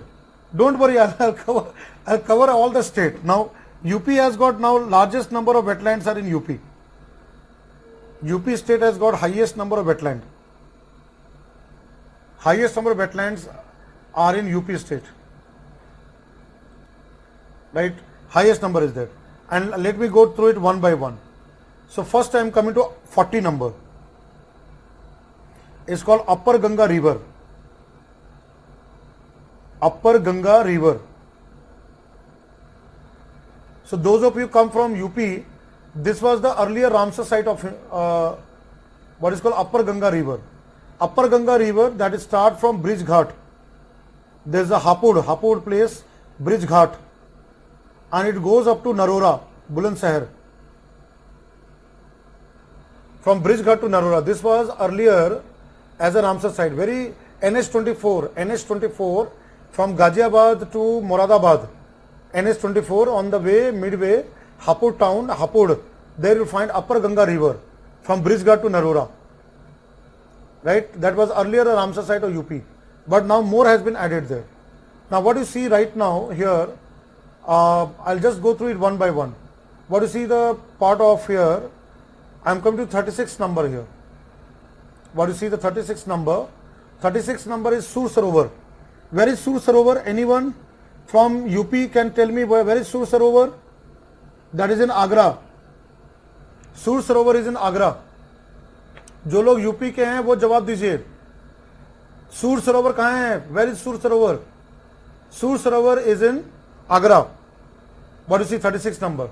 Now 33 number is Sarsai Nawar Jhil. Sarsai, these are all newly created notified Ramsar site of state of Uttar Pradesh. Sarsai Nawar Jhil. Right, that is what you see 33 number. Then I am coming to 32 number. 32 number is Sandi, right? Sandi, that is a bird sanctuary. It is a bird sanctuary. I am writing all the name. It is a bird sanctuary. Sandi Bird Sanctuary, Hardoi. Then you come across here 30 number. 30 number is a Samaspur. Is a Samaspur. Again there Samaspur is a part of the bird sanctuary there. There is a bird sanctuary Samaspur. Samaspur Bird Sanctuary. That is newly notified. What you see here, I'll just come to another one here.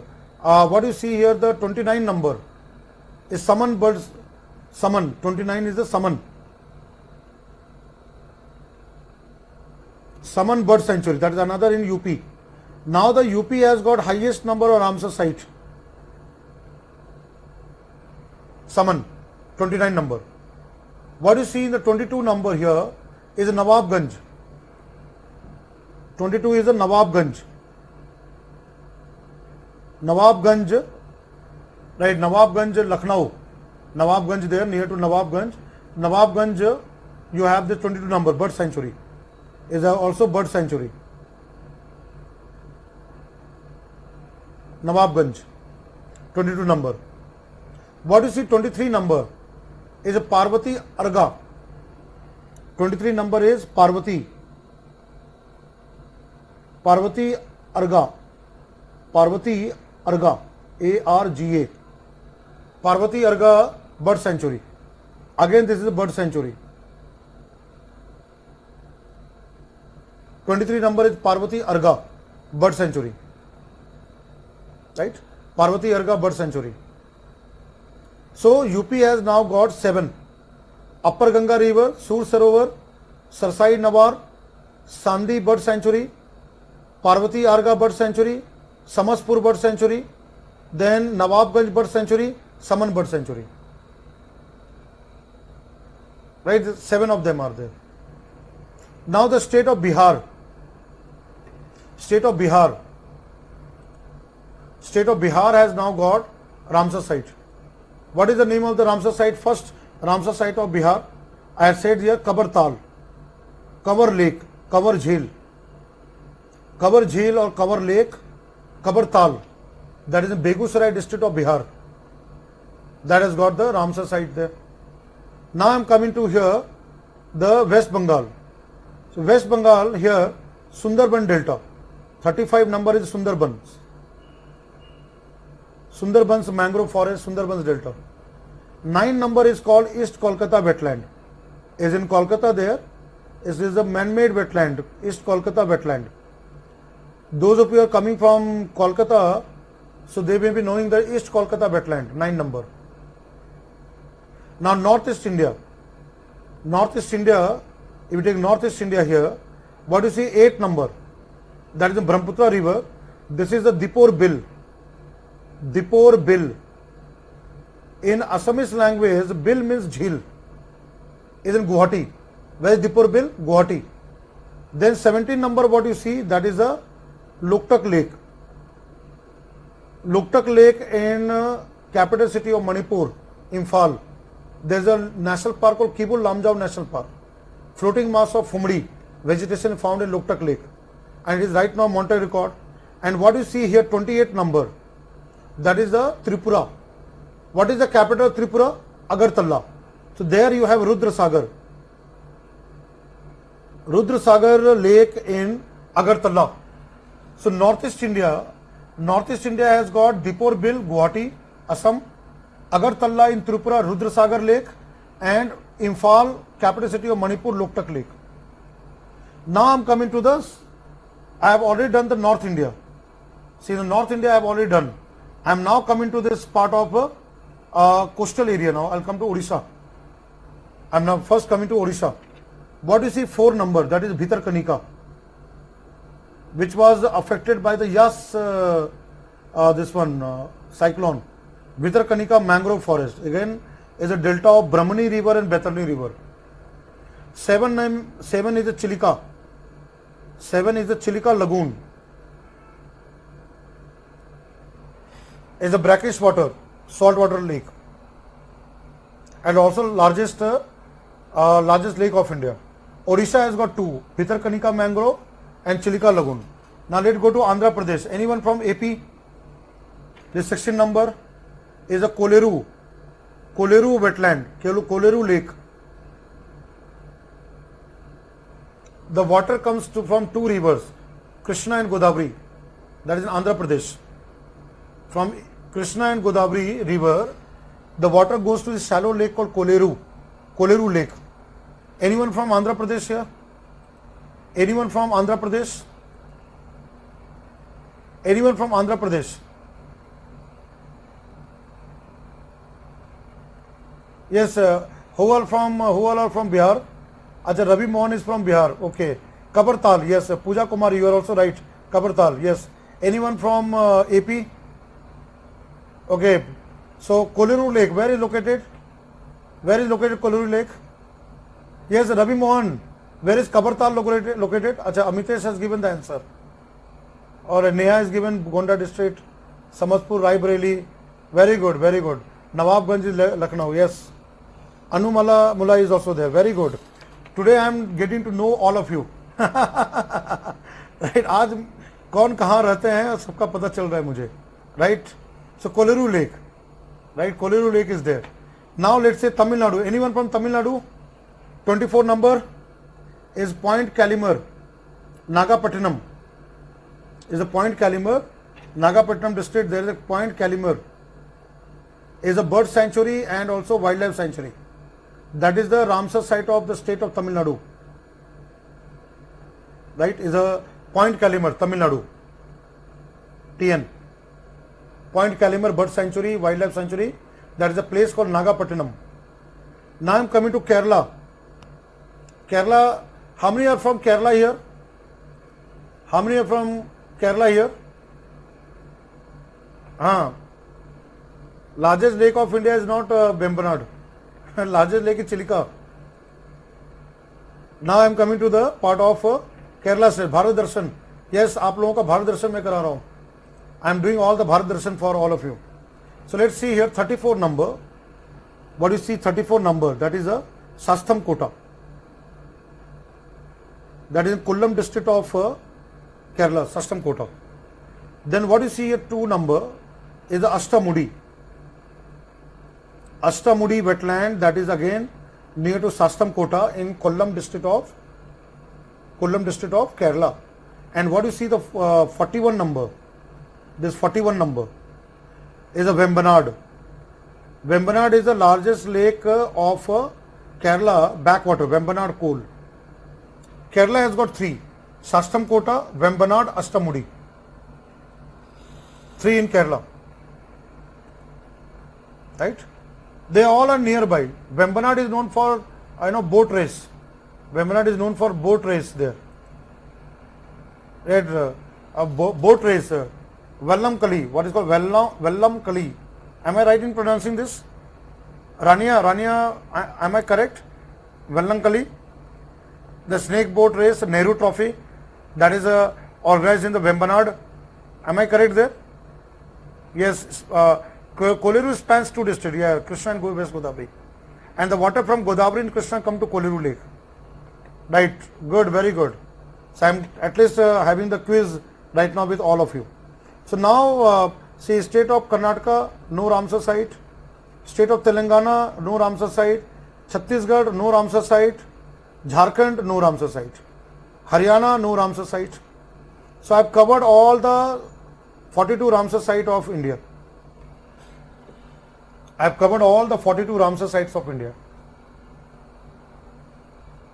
आज आप लोगों का भारत दर्शन हो गया.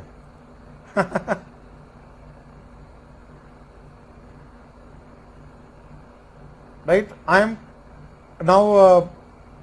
I am from Jharkhand. So Jharkhand has got no Ramsar site. ठीक है? I have done all those part of it.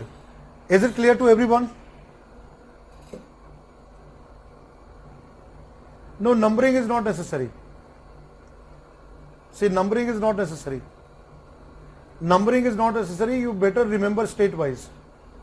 I'll tell you that you better remember all these Ramsar sites state wise. Right? Don't go by numbering. Go by state wise, state or union territory wise. And whenever you are reading current affairs, then add information on that.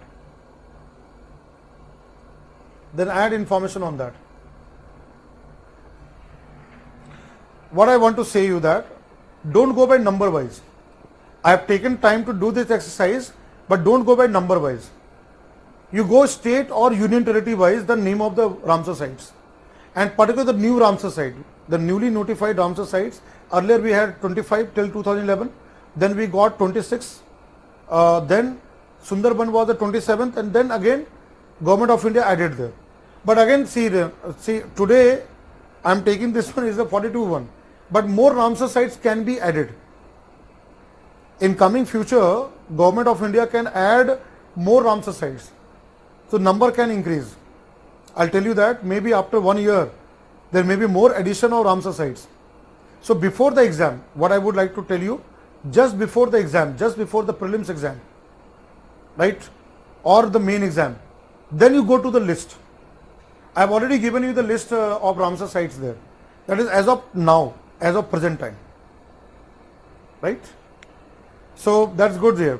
And always do it with the map. If you work with the map, you will remember the names. I've done this brief exercise for you so that you know how to put across in the mapping way and add information there. But again, don't worry, Vision IS will provide you separate mapping class. Right? In Vision IS every year, before the prelims exam, there is a detailed mapping class separately given to you. Vision IS में separately अलग से है ना mapping की classes कराई जाती है. Before pre exam से पहले आपको कराया जाएगा. So you will get the mapping class before the pre exam, where national park, sanctuaries, wetlands and all you will be covering that. No current affairs. Just learn from the current affairs. It's always better to link current affairs.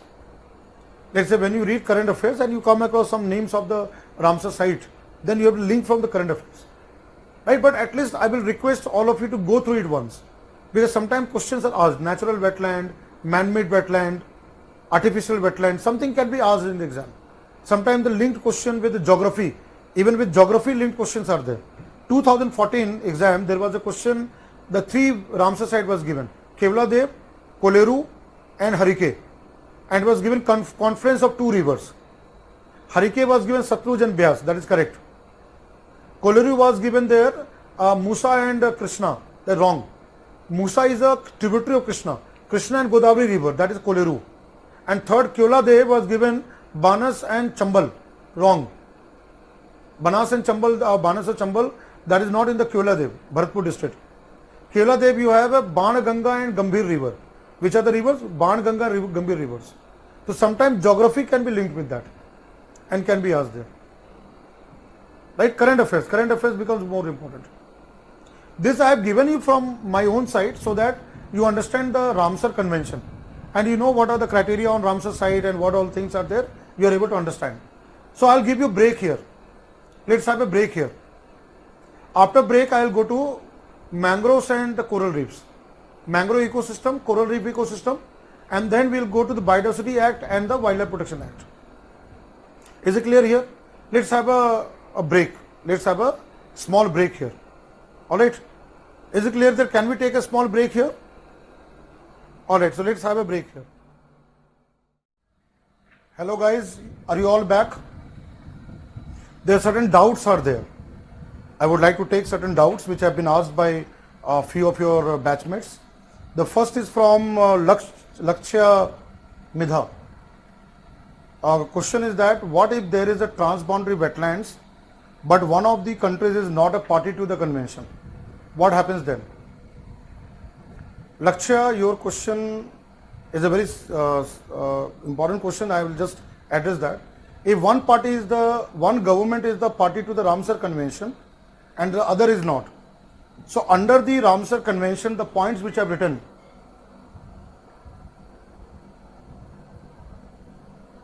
just one second.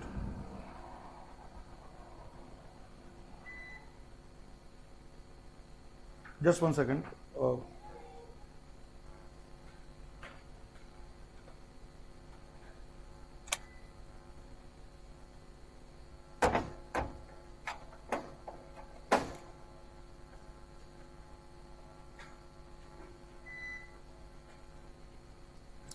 Just one second, there is a power cut. Just hold on for some time.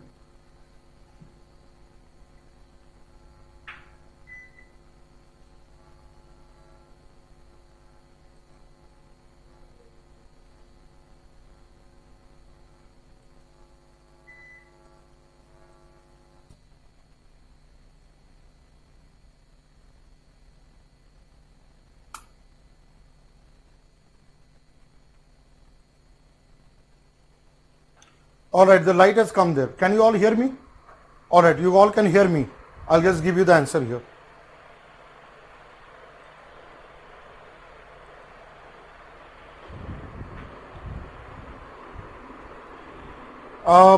Lakshya, your question is valid in the context that if any government is a signatory to Ramsar Convention, is a party to that.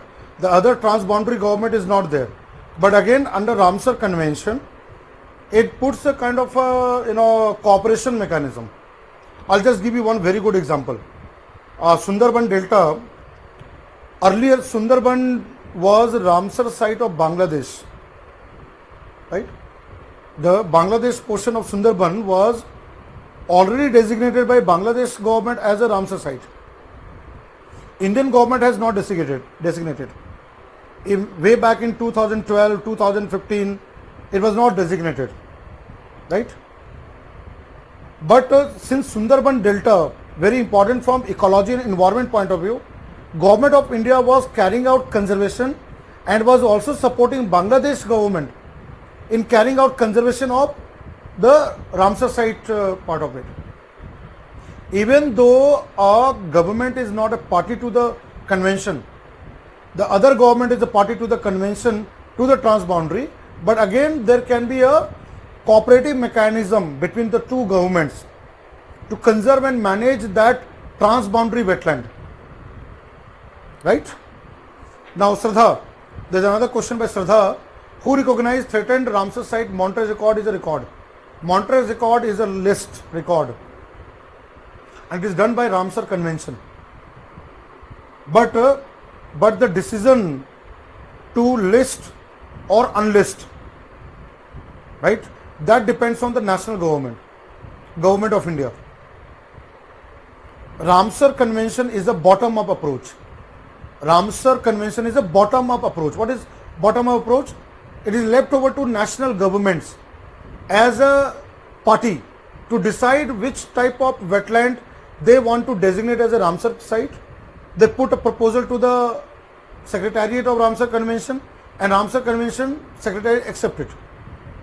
Again, the Montreux record, right? The decision to take the any wetland and list in the Montreux record, again final authority lies to the Government of India. Government of India, Central Government, Ministry of Environment, Forest and Climate Change. Ramsar Convention is bottom-up approach. It gives importance to national government. But again, remember that the proposal has to be sent to the Ramsar Secretariat, and the Ramsar Secretariat under the convention will agree, accept or approve any Montreux record or any Ramsar site. Now third question, Mohammad Anas. Mohammad Anas is asking question, is it good or bad having more number of Ramsar sites? Did you understand the question of Mohammad Anas? Is it good or bad having Ramsar sites? It is both. It is good also and bad also. If a country has more number of Ramsar sites, which are wetlands of international importance, so it will get international recognition. It gets a recognition that India has 42 Ramsar sites. What does that mean? It means that India has got more number of such wetlands, and India is very diverse. India has more biodiversity. International recognition comes to the country. That the government of India is very willing to, contribute to the conservation and management of wetlands in the country. That sends a positive message to the world. It also shows that the country, India has more biodiversity.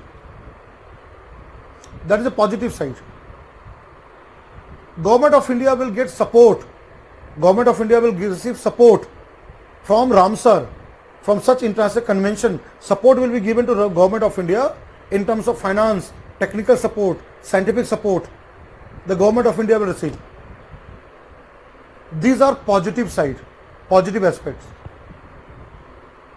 What are negative aspects? If a country has more number of Ramsar sites, let's say if Indian government designate more and more in number of Ramsar sites, so what negative aspect will be there? More number of Ramsar sites, you have to manage them. You have to see that those internationally recognized wetlands are not threatened. You require resources. You require fund. You require manpower.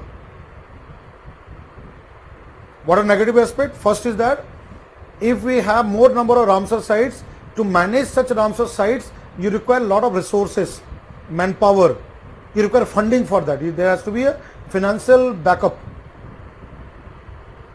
Challenge to manage all such wetlands will be humongous task.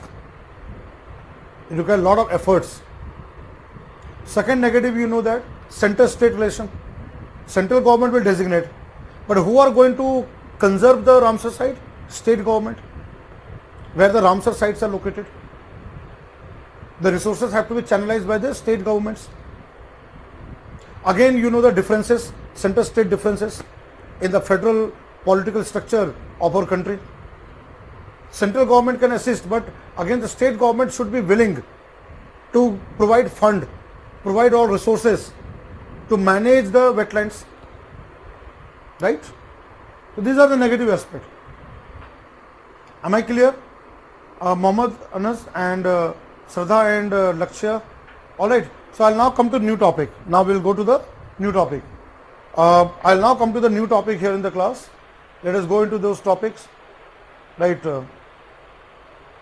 So let me now go to the important topics now. I am now going to cover the other part of it. So let us understand here. We are going to now learn about mangrove ecosystem. Mangrove is also a wetland, is an example of coastal wetland, right? And followed by coral reef ecosystem. Now when you study mangrove ecosystem, you have to remember three aspects: ecological, right? biological, ecological, and geographical. I'll put across on the whiteboard, please do write that.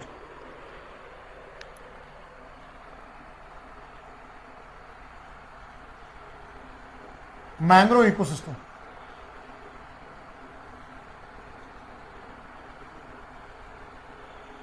I am giving all the points on the flow chart. Please do write that. Mangrove ecosystem, what I am writing here, I am putting into all the points there. So first point what comes here, biology of the mangrove.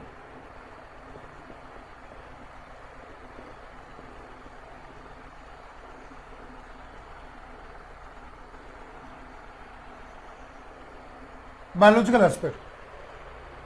Right, biological aspect of the mangroves there. Now what are the biological aspects? The first point. What are mangroves? Mangroves are small plants,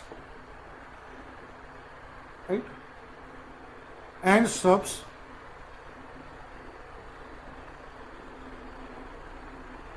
belonging to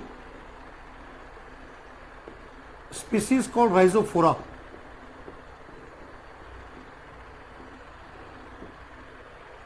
A Rhizophora species. They are halophyte. They are salt tolerant varieties. They are salt tolerant varieties plants.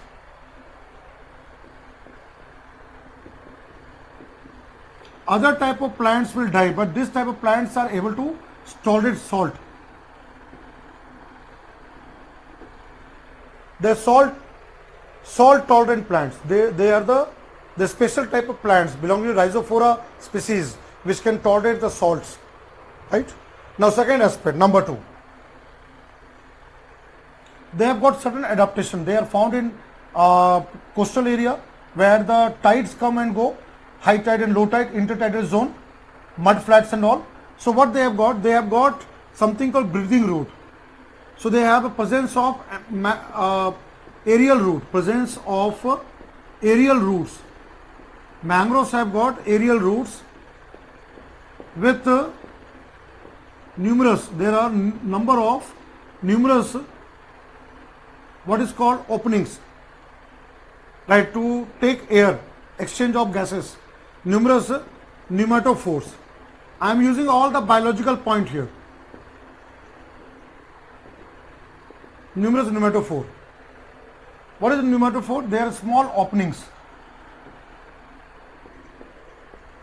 They are small openings for gaseous exchange, because they are found in such kind of place where the water content on the soil will be less. You have seen that mangrove forest, you will see that on those kind of mud area in the coastal area where the mangrove trees and plants are there, you will find that they have this type of the species which of the mangroves, right, the mangrove plants which grow very dense in such kind of area. You will find that they have this type of breathing root, just like bristles. They just like a bristles. They come out of the soil. What I have drawn the diagram, just like a bristle. It come out of the soil. From the soil, this comes out, just like a toothbrush on such area. That what I have drawn here on the diagram here. Now this this is called aerial roots. They are called breathing roots. They are also called as a breathing roots. And these roots have got number of openings here. They have got small openings. Right, these are aerial roots.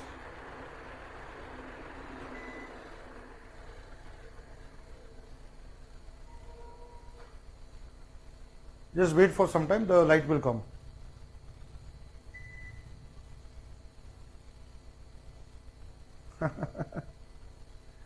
Nowadays, you know, the power problem and all this happens there.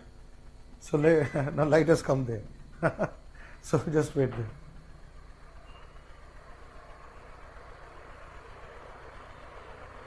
Can you all hear me? Right? You all can hear me?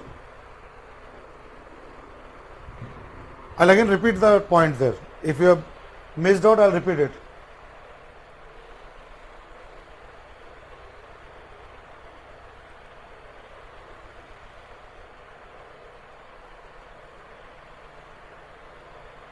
Am I audible to everyone?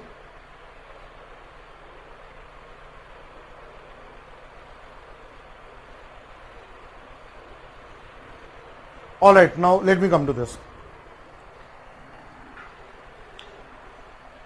There are aerial roots, there are breathing roots are there. These are called as breathing roots.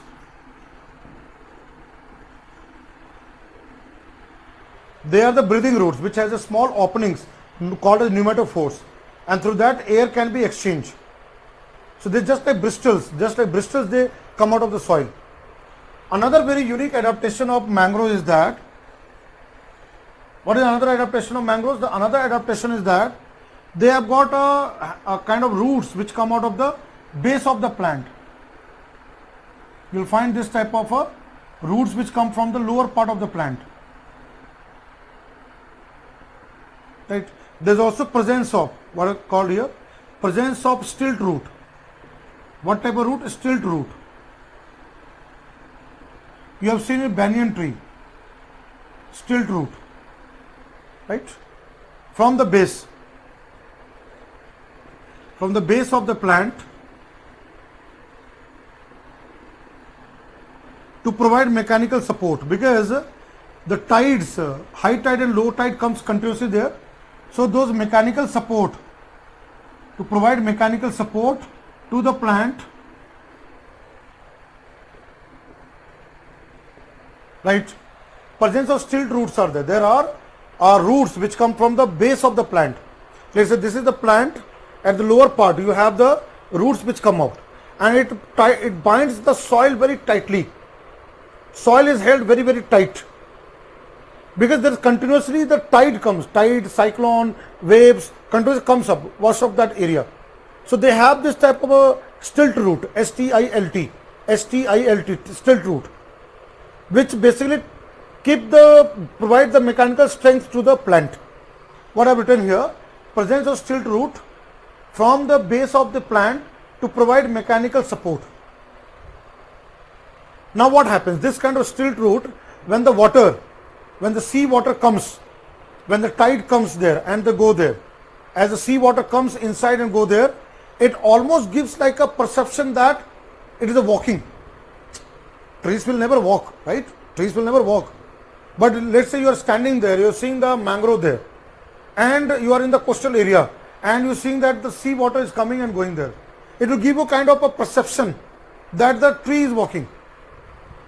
So that's what mangroves is also called sometimes walking tree.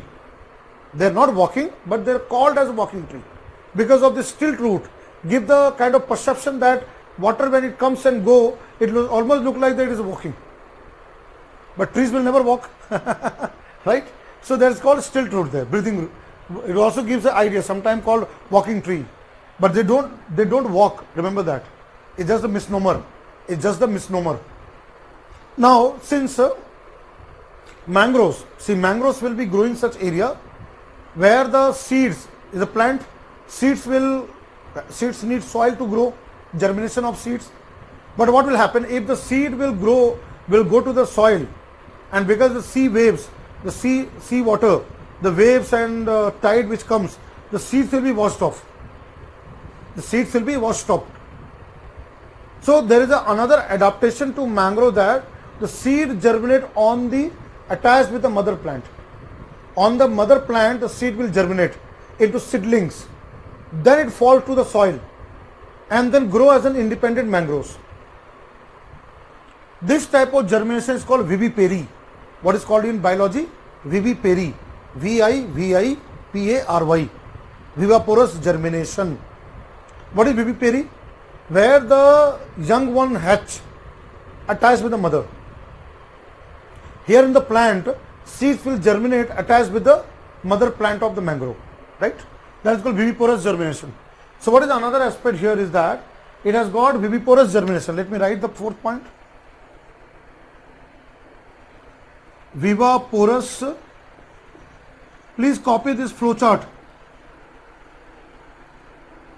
Germination of seeds. What is viviparous germination?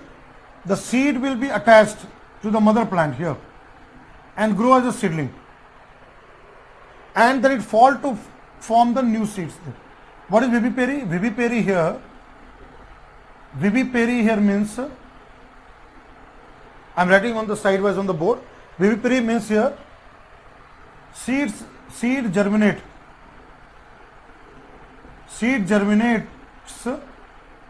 attached with the mother plant, attached to mother plant.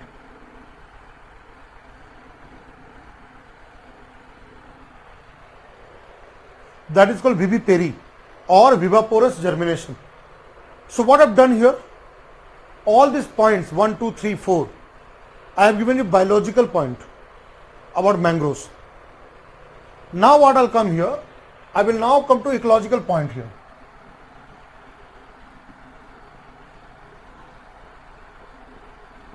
Ecological aspect of mangrove. Whatever we have studied from ecological perspective,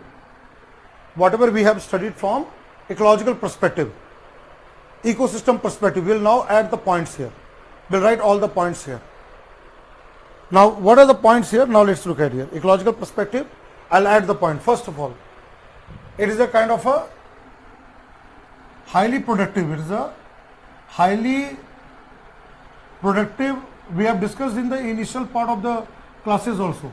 Highly productive coastal, it is a coastal area, coastal ecosystem. What is a mangrove? Mangrove forest is a highly productive coastal ecosystem lying on the coast. What does that mean? High productivity means ecosystem productivity. If you recall NPP, GPP, primary, secondary, I have taught in ecology portion. More photosynthesis. They have green color. They have green color, broad leaves. The leaves are broad, green color. They are capable of trapping sunlight. They are capable of fixing carbon dioxide gas. They are capable of doing photosynthesis. So that's for highly productive coastal ecosystem. It has got the ecosystem productivity as equivalent to rainforest, as equal to tropical rainforest. That's where this productivity comes into that, right? So it is a highly productive part of coastal ecosystem. Second, it is a wetland, right? It is also example of coastal wetland.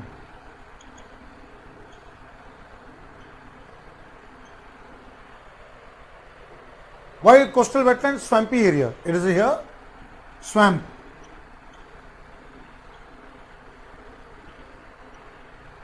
Where the mangrove trees and plants grows there. Swampy habitat.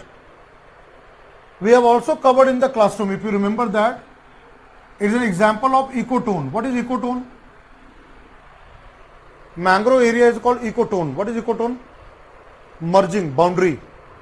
Just go back to classroom number 1 and 2 in your batch and just go to class number 1 and 2 and 3, initial classes of environment ecology.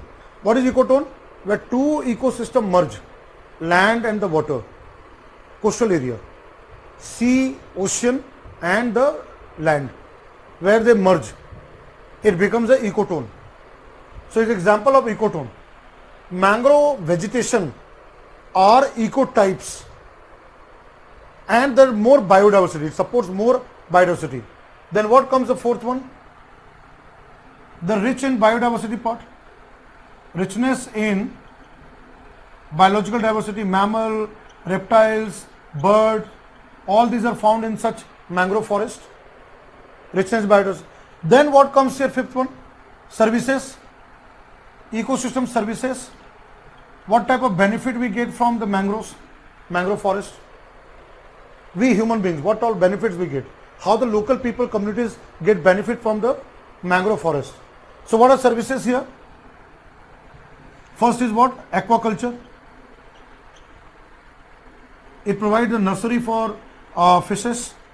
It provides nursery for fishes, crab, right, shrimps, lobsters, right. All these are seafood. Local people's economy, the livelihood, depend on such shrimp, prawn, right, fishes. All those kind can be used for local livelihood. Then comes what? Number 2, protects, mangrove forest protects from soil erosion, protects from cyclone. See, wherever mangrove forests are found in India, it becomes like a safety. The roots are so strong, they do not get uprooted by high wind. Is a protective barrier against cyclone, tropical cyclone and all. So whichever area the mangroves are lost, there will be more damage caused by cyclone. Let's say in Odisha, West Bengal, Andhra Pradesh, wherever the mangroves are lost, there is more damage caused by cyclone. If the mangroves act like a kavach, raksha kavach. It protects the coastline from tropical cyclones. So cyclones, even the tsunami. What is tsunami? What is tsunami? Tsunami is basically when there is an earthquake under the ocean. So large wave which comes up. Tsunami waves. Mangrove forests grow extensive. Mangrove forest grows extensive on the coast. They will dissipate, break down the energy of the storm, energy of the sea waves. Right? Again, that can be protection against tsunami waves. Right? So all those natural calamities, mangrove play a very, very important role. Even carbon stock, photosynthesis, carbon capture. And you know that carbon dioxide gas is a greenhouse gas resulting to global warming, climate change. It can be captured by mangroves. So again here, carbon stock.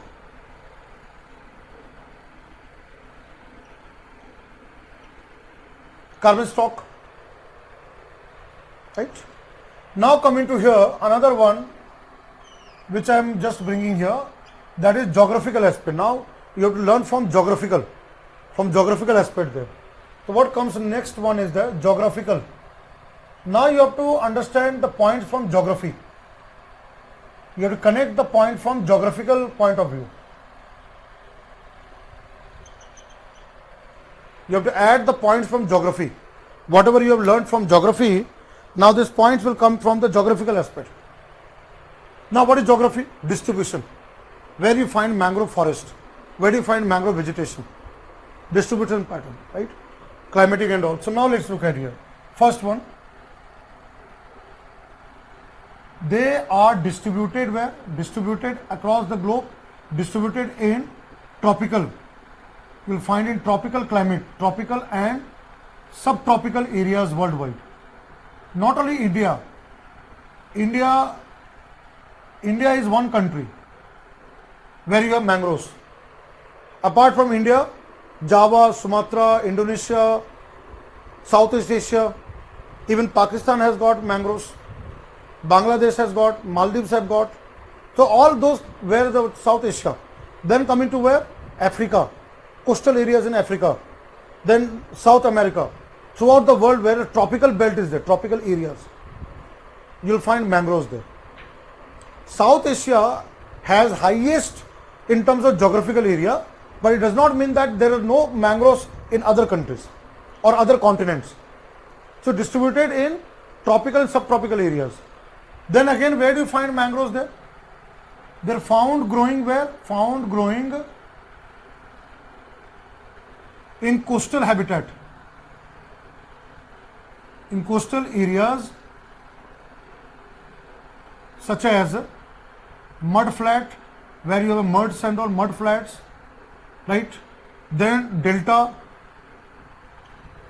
estuary, even the mouth of the river, where the fresh water and the sea water meets the estuary, right? Delta, then lagoon, even the backwater in Kerala, the Arabian Sea backwater, right? Creek, Gulf, etc. All such areas you will find mangrove tree plants are growing there.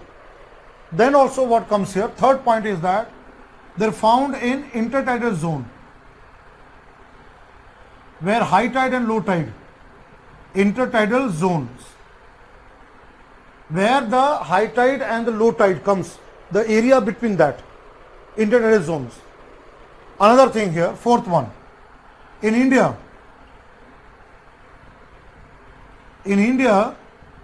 east coast, West Coast and Andaman Nicobar Island. Andaman and Nicobar Islands have got mangroves also, at the same time coral reef also there. Throughout the east coast, Sundarban Delta, West Bengal, Odisha, Bhitarkanika and all, then Andhra Pradesh, Krishna River Delta, Godavari River Delta, then Tamil Nadu, Rameswaram and all those areas, Gulf of Mannar, then Kerala, right, then Karnataka, Mangalore and all, Goa is full of mangroves, then Gujarat, Maharashtra, Ratnagiri, Achra, Ratnagiri, Malwan, then coming to the Gujarat, even Mumbai, those of you stay in Mumbai around there, Navi Mumbai and around there, Vikhroli, all those areas will find mangroves. Then Dadra and Nagar Haveli, Daman and Diu, Gujarat, Gulf of Khambat, Gulf of Kutch. We are having total coastline dotted with mangroves. Right? Now, if we look at the area wise, number 4, highest is West Bengal. Highest cover of mangroves in India is in West Bengal, Sundarban Delta. After West Bengal comes Gujarat, Gulf of Kutch. Gujarat, Gulf of Kutch, Saurashtra and Khambat, Gulf of Cambay also. Second in area wise comes Gujarat. First is West Bengal, second comes Gujarat and then Andaman Nicobar Island. Third ranking comes Andaman Nicobar Islands. Andaman Nicobar is the third. Highest cover of mangroves in West Bengal, Sundarban, then comes to Gujarat and then third Andaman Nicobar Islands. Please write the points, all the points there. Anywhere you have problem in reading that, please let me know. Anywhere you are facing difficulty in, please write this. I am giving you time to write. It's a very important discussion I am doing in the classroom.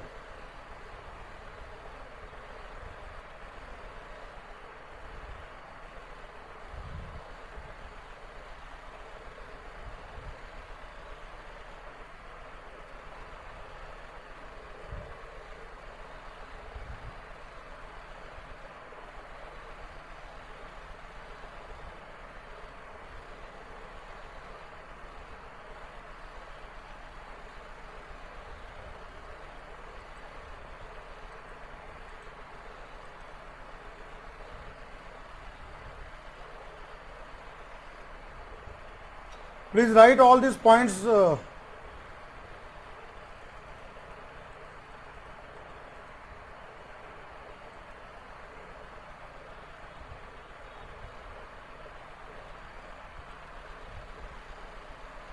Last one is geographical. I have written here West Bengal greater than sign Gujarat greater than Andaman Nicobar Island. A and N stands for Andaman Nicobar. A and N is Andaman Nicobar Islands. Sakshi Singh, West Bengal greater than, that is again given there. Last point in ecological I have written viviparous, carbon stock. I have written here carbon stock.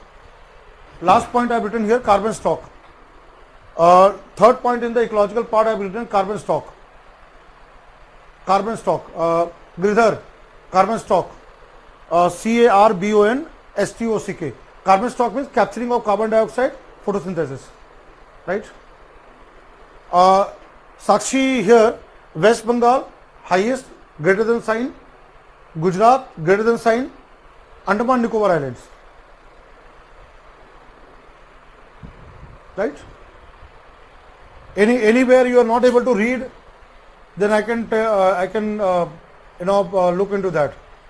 If you have anywhere any problem in terms of that, please carbon stock. Yes, Giridhar, you are right. No, Mahima is very right.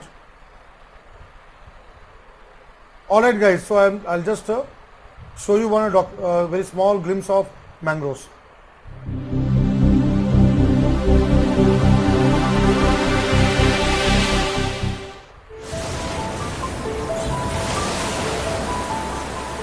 On December 26, 2004, disaster struck the coasts of South India in the form of tsunami. Nearly 7,000 people lost their lives. The coasts were battered and ravaged beyond recognition by the surging sea.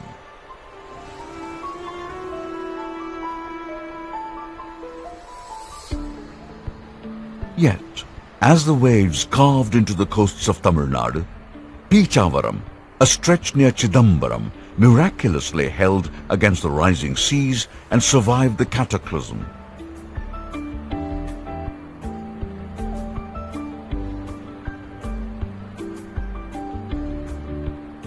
This virgin coast, undisturbed by man, was guarded by a unique ecosystem which helped diffuse the rage of the seas, the mangroves.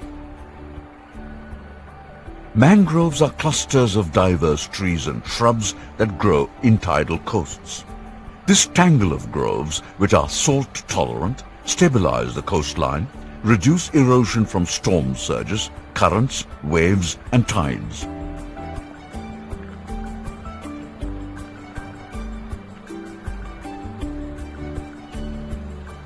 The intricate root system of mangroves is home to a multitude of organisms. Sadly, more than half of the world's mangrove forests have been destroyed by flawed developmental activities.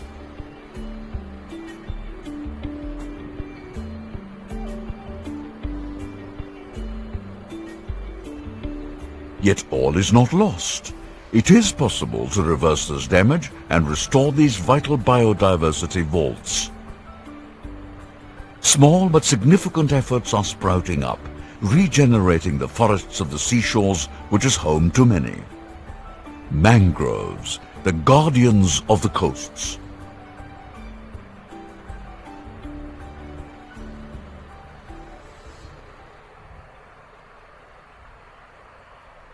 Right, you have seen in this documentary about the mangroves and that backwater system of Kerala state and all the points. Have you all written this? Then I'll go to the next topic. Have you all written this? Shall I clean the whiteboard? Shall I clean the whiteboard?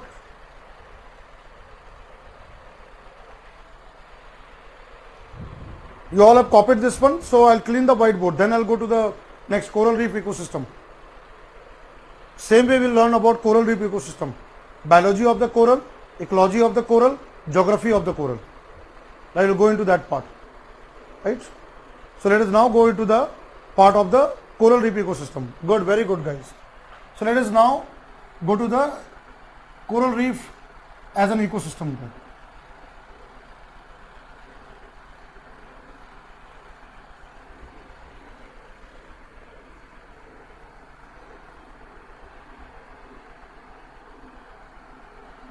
Same way you make a flowchart in your note copy, same way as I have explained the mangrove part, exactly in the same manner you have to make this flowchart as a diagram here, and I'll give all the points with respect to the coral reef ecosystem. We'll now cover the coral reef ecosystem. I'm going to put all the points here. Please do write that. And when I'm writing there, I'm reading out also there. So now what we'll do here, we'll go to the coral reef ecosystem.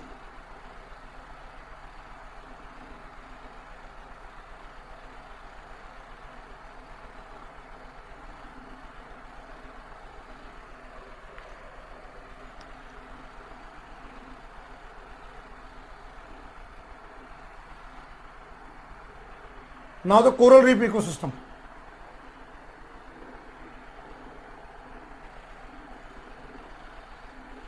Right? Now let's look at coral reef ecosystem. So first the biology of coral reefs, right? Now what are corals here? See, corals are marine animals. They are marine animals. Please do write that along with me. Please do write that. Corals are marine animals, right? Which grow in colonies. They grow in colonies. That's why the word coral has come. Grow in colonies. The colonies of tiny animals, right? And they belong, they belonging to, in biology, the class, what is called, belonging to the class of, right, Cnidaria. In biology, there is a class called Cnidaria. Like jellyfish also belong to the cnidarians. There's a taxonomy, classification, kingdom, phylum, order, family, genus, all this, class and all this. The classification for cnidaria. They have a coelom, they have a central cavity there. Now what is second here? Corals, see corals have symbiotic, you know that, which we have already discussed in the classroom also there. Symbiotic relation with marine algae. The marine algae which live inside the coral, right, zooxanthellae. Zooxanthellae marine algae which live inside the coral polyps. Corals have symbiotic relation with marine algae zooxanthellae, right, which live inside the coral polyp. The color of the coral is because of this algae. The algae gives the color of the coral. So corals are marine animals. They are not plants. They look like plant, but they are animals. They grow in colonies. And inside the body of the coral, what is called coral polyp, this algae live inside that, which carry out the photosynthesis. The structure of that polyp is a cup-like structure.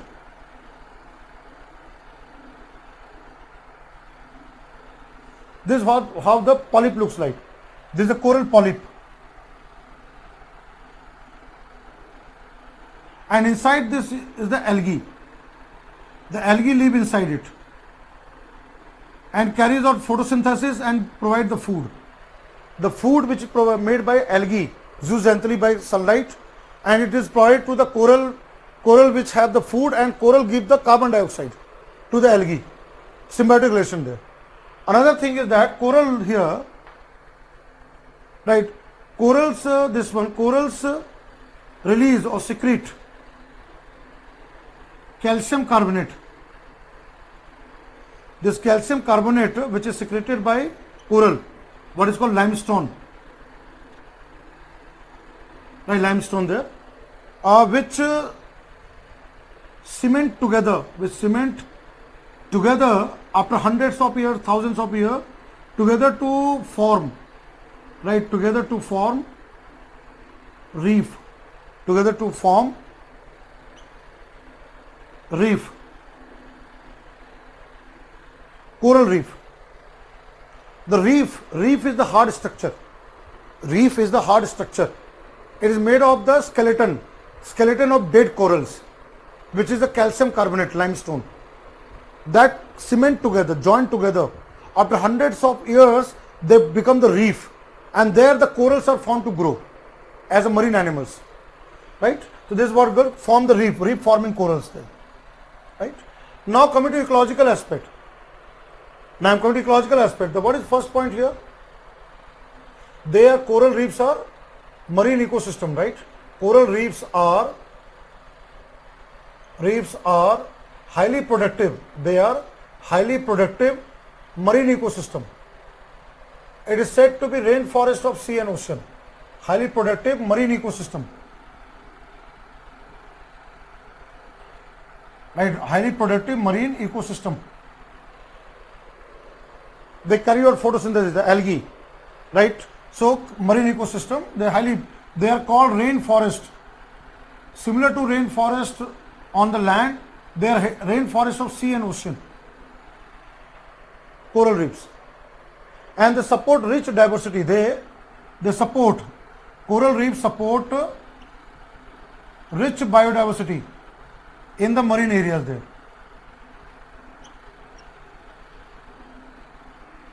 Many species of turtles, whale, dugong and all, they may survive on that one. Cement, C-E-M-E-N-T, cementing together. I've written here cement, C-E, let me write here. If you are not able to, this C here, cement together, C-E-M-E-N-T, cement together, right?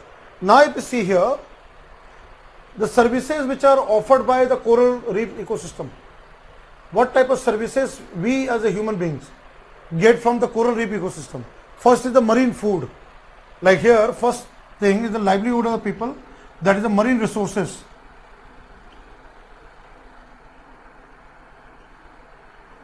For example, seafood,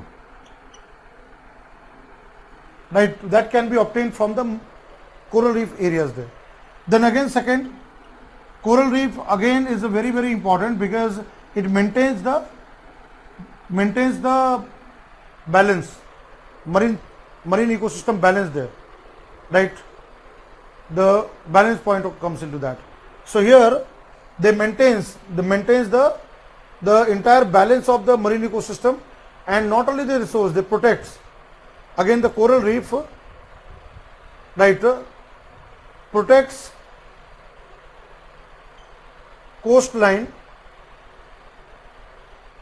It protects coastline from storms, waves, by dissipating their energy. Why dissipating their energy? When they will strike to the reef, that their energy of the wave will lower down. The third point what I have written here, Jyoti Chauhan, I will repeat, the coral secrete calcium carbonate. Coral, as marine animals take carbon dioxide gas, they also release calcium carbonate. चूना पत्थर बोलते हैं उसको, मुगा बोलते हैं, मुगा, ठीक है, Hindi I am telling you the muga. This calcium carbonate, the skeleton is made of calcium carbonate, limestone, and when the corals die, that skeleton of calcium carbonate, they deposit one by one, layer by layer, and that deposit form the reef, coral reef. Reef is the hard like a rock structure that is formed because of dead corals, which is made of the calcium carbonate skeleton, and it takes long time. It takes hundreds of years. That is what I have written here. Coral secrete calcium carbonate, in bracket limestone. They are reef building corals which cement together to form reef. The coral reef is made of a calcium carbonate which are secreted by the corals, marine animals, right? And the skeleton, the outer skeleton of the corals are made up of calcium carbonate, and when they die, this all gets joined together to become a hard structure. That is called coral reef, right? So here I have given that they protect coastline from storms, waves by dissipating energy, right? It takes up the carbon because photosynthesis, carbon and all will be absorbed, right? Part of that. Then come to geographical point here. First one, where the distribution you will find. They are again distributed in tropical and subtropical ocean. Tropical and subtropical ocean. I am talking about coral reef there, right? Coral reefs are found in Indian Ocean, Pacific Ocean, right? Then Atlantic Ocean, tropical water, subtropical water, between 25 degree north and 25 degrees south. They will find that. Again, ocean, the tropical ocean. Now, what is required here? Shallow water. They are shallow water. Shallow water. They found with shallow water with sunlight. It finds the sunlight also, shallow water with sunlight and the nutrients, where you have a nutrients there. The depth of the coral reef will not be too much. The depth of the coral, you will find coral reef up to 30-50 meters, right? So depth here, and the nutrient also, the depth.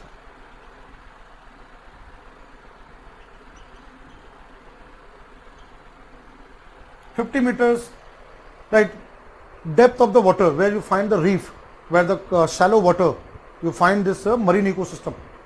Then what comes here? Third thing here is that the three major types of coral reefs.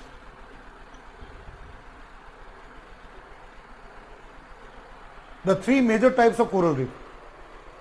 You will study in geography. See, there are certain topics which are linked with geography. I have told you in the previous class also there that coral reef ecosystem. See, from ecosystem perspective, from biodiversity perspective, I can teach you. But from geographical aspect, I cannot go because that will take too much time.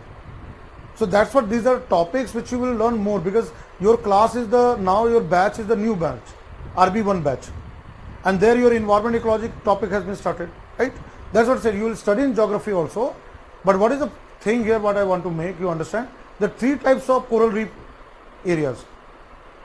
One, you know, barrier reef. What is called here? Barrier reef. Great Barrier Reef in Australia, right? Barrier Reef, right? Barrier reefs found in Australia, Great Barrier Reef. They are detached from the mainland and they act like a barrier. Barrier Reef, Great Barrier Reef. So Barrier Reef. Second comes here fringing reef. You will find another type of reef, what is called fringing reef.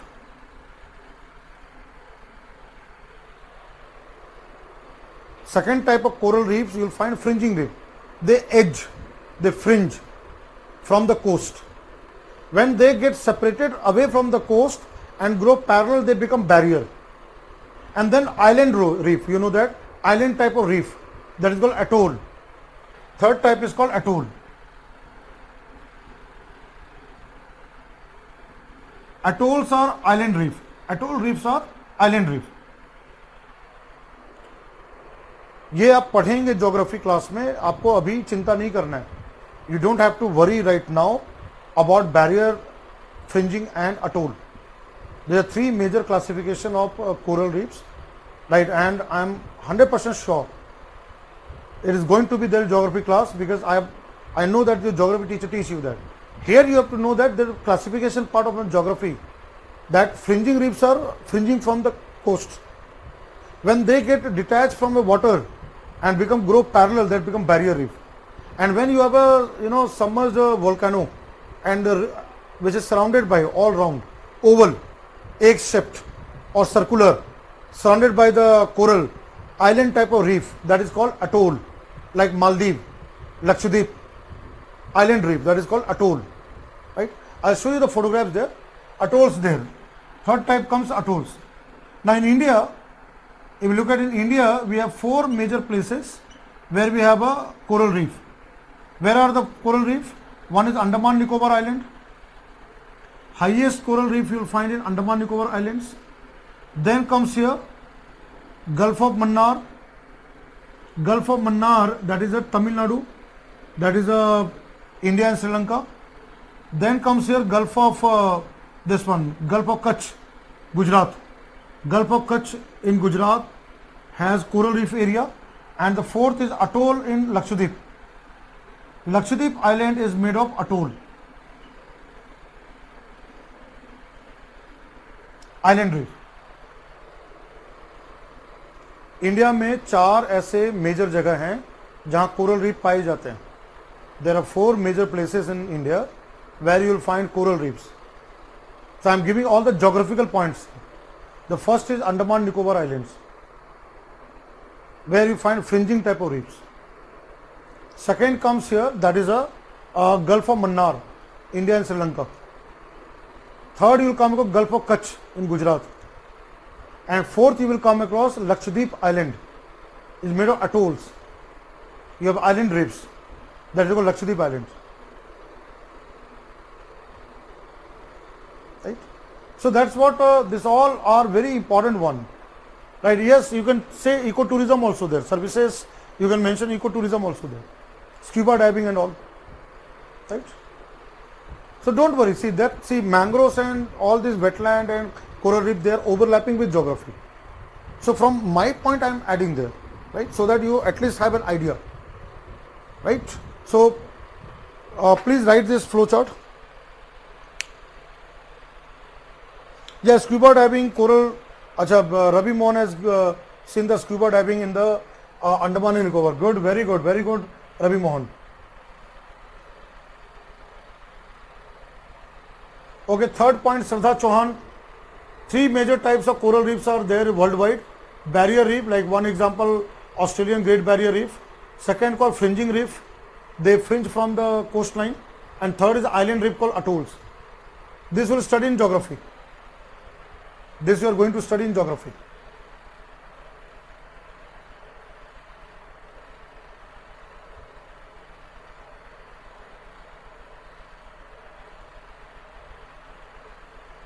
Let me show you that.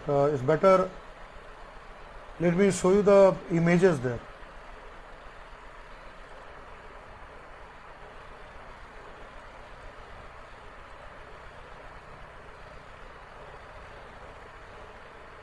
With the image, it will be more clear to you.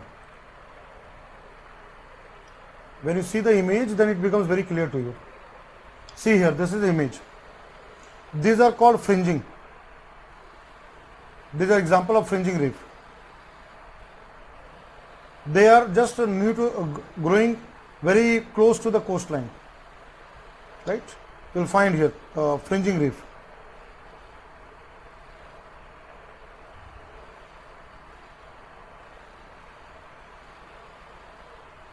They are very close to the coastline. These are called fringing reef. You can see mangroves, trees and plants are also there, and you find the fringing reef with this edge. They edge to the coastline, that is called fringing reef. Now this is what you call as a see here, they fringe from the part, fringing reef there. Again you can see here, this is aerial view. What from aerial view you can see, they fringe, they edge, EDGE, edge from the coastline. These are called fringing reef, right? Now see here, barrier reef. I'll show you the barrier reef.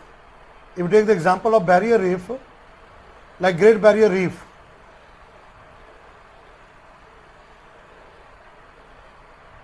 now see here, barrier reefs are separated from the coastline. Barrier reefs will be a bit far away from the coastline, and you have a water channel. What you can see, there is a separated by water. They are separated by water. You can see here. This is called barrier. They grow parallel to the coastline and they form, they separated by water channel, and they are called barrier. They become like a barrier. That is called Great Barrier Reef photograph. What you see there, that is called a barrier reef, right? That is a barrier reef. These are the barrier reef. Now atoll, when you say atoll reef, if you take atolls here, they are island reef. You will find there like Lakshadweep Island, right? I'll just show you the image. This is the atoll, circular or oval shape, that is a atoll. Lakshadweep Island, Lakshadweep, you will find several islands are made of atoll. Maldives also you will find such kind of atolls are there. You can see here, these are the atolls.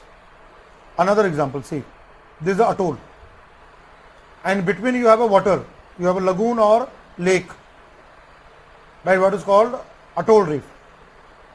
You can see here the atoll reef. This again atoll reef. Again you can see this is aerial photograph. This is called atoll reef. Another example you see here. This again is an atoll reef. Almost circular, right?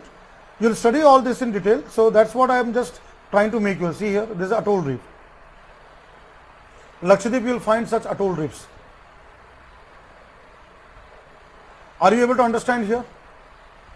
Are you able to understand this one? Alright guys, so you are able to understand, that's really good, right? That's what I have given here, the points what I have given here, right? Now what I'll do here, I will just clean the whiteboard. I'll just take a small time, just 5 minutes more. Since I have given you break also, I have told that I will extend some time more there. Is it okay with everyone if I take 5 minutes more time?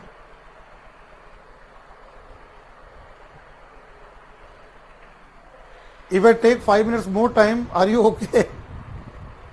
Because says that's what I said. If I am giving a break, then I will also try to go something a bit extra from after 8 o'clock. If you are comfortable, then I can continue with a topic which I would like to add here. That is very, very important here. All right. So I'll clean the whiteboard. I'm just going to clean the whiteboard. All right. Let me see if you have doubts there. If you have any doubts, I'll see that.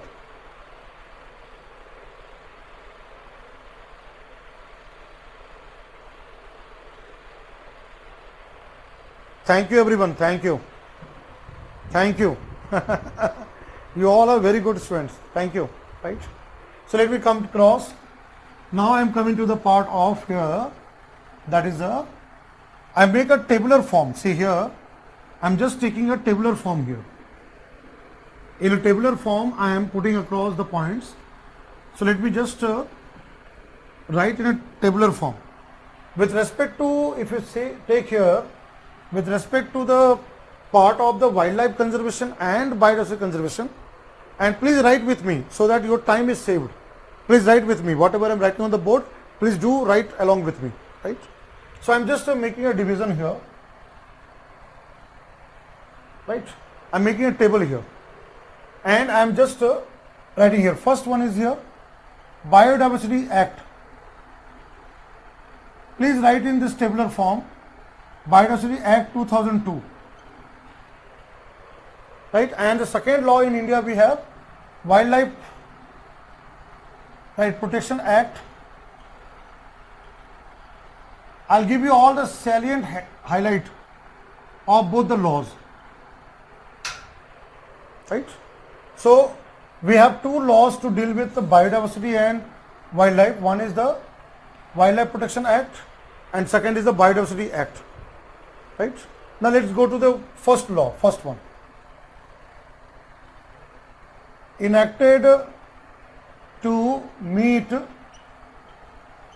three objectives. Please write along with me in your note copy. Three objectives of the United Nations UN Convention on Biodiversity, CBD. What are three objectives of CBD? Last class we have discussed conservation of biodiversity, right? Sustainable use of genetic resources, fair and equitable benefit sharing. The three objectives of CBD, India being a member country of Convention on Biodiversity. So at the national level we brought this law, right, enacted in 2002 by the Indian Parliament, right? Now what is second here? We have institutional mechanism. Under this law we have a institutional mechanism which has been created under this law. The law will have some kind of bodies which will implement the provision of the law. So here institutional mechanism. So at the central level, National Biodiversity Authority, NBA, National Biodiversity Authority, NBA.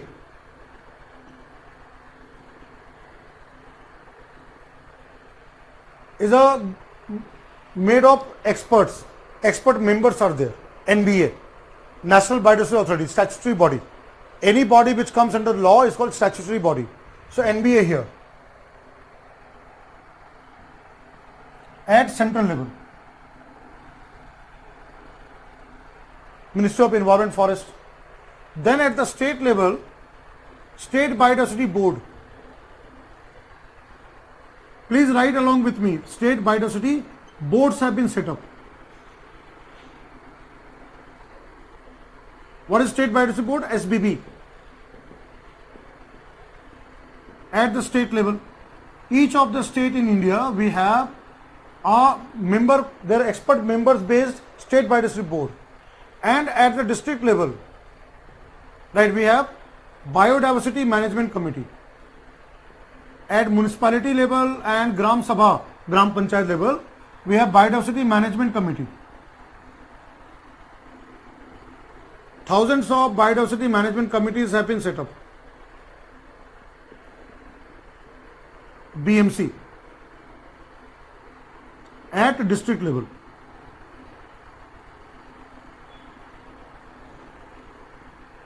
Right? So at the national level, NBA, state level, State Biodiversity Board, and at the district level, BMC, Biodiversity Management Committee. Right? Now what comes here? What are the roles and functions of NBA? At the central level, what are the roles of the NBA? What functions have been given to National Biodiversity Authority as a statutory body? So three functions are there. First one, number one is that in terms of regulatory function, regulatory role. What do you mean by regulatory role here? To give permission. to give permission, to provide permissions for use of biological resources, genetic resources coming from plants and animals. The permission has to be taken by the NBA. One has to take permissions for any market use, commercial use of any genetic or biological resources. The application has to go to the NBA to provide the permission there. The regulation part comes. Second, advisory role. What is second role of there? Advisory role is there. What do you mean by advisory role? To advise central government, government of India, central government on biodiversity policies. Any policy which we want to create in the country, policies and program which will be implemented by state government and the district level. So again, they advise the central government on biodiversity policy. And what comes the third role, third function is a facilitative function, facilitative role.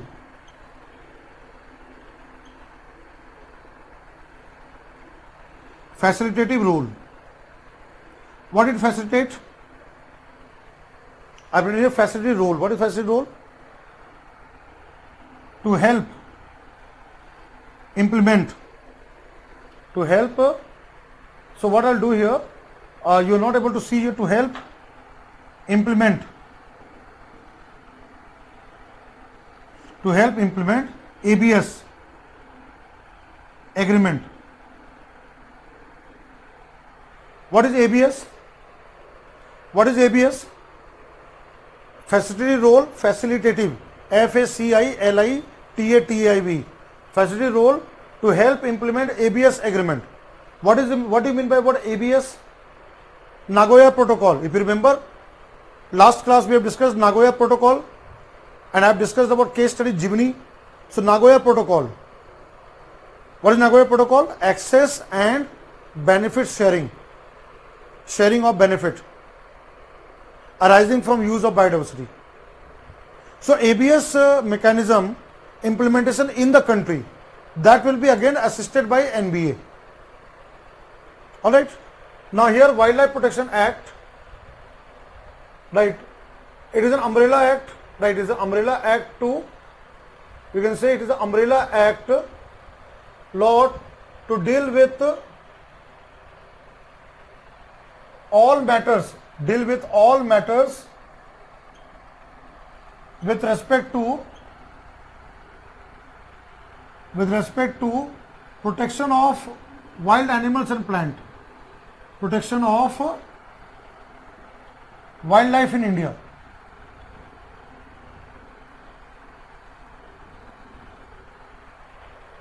Wildlife Protection Act is an umbrella act to deal with all matters with respect to protection of wild animals and plants in India. Tiger, elephant, lion, rhino, all this comes there. Now here what has come here? In this case there is a National Board for Wildlife. Who is the head of this National Board for Wildlife? Who heads this NBWL? Who is the head of the NBWL?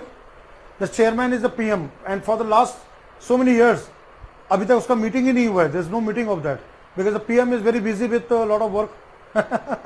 Right? So here the chairman to decide with policy aspect, chairman of this NBWL, that is the Prime Minister of India.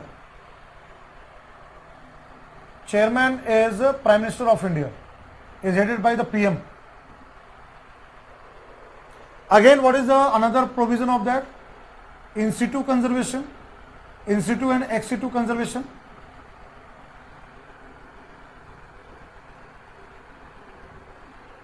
Which we have discussed in the previous classes. In situ on the site, outside. So here we have a provision of wildlife sanctuary,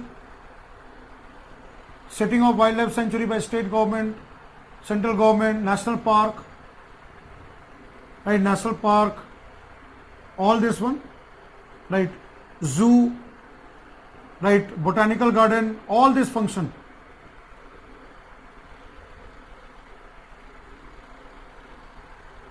In situ and ex situ conservation. That comes under, again, the part of the Wildlife Protection Act. Now, very, very important here. Punishment. It also has a punitive measure. Punitive measures for crime. Crime against wildlife.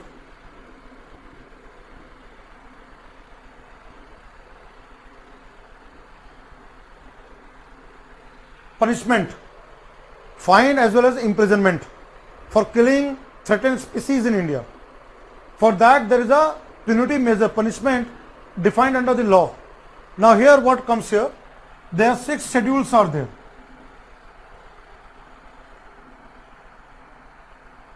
Under this law 6 schedules are there. Now which are these 6 schedules? Schedule 5, 1 to 5. 1 to 5 is on wild animals.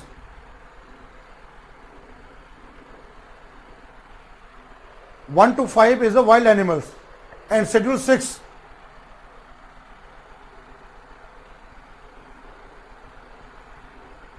is on wild plant. For cultivation of wild plants, one requires permission. One cannot cultivate such wild plants in schedule 6 without permission. One requires permission. Right? Now see here, schedule 1 and schedule 2, highest protection. Schedule 1 and 2, it has got highest protection there. No hunting, poaching or killing of animals.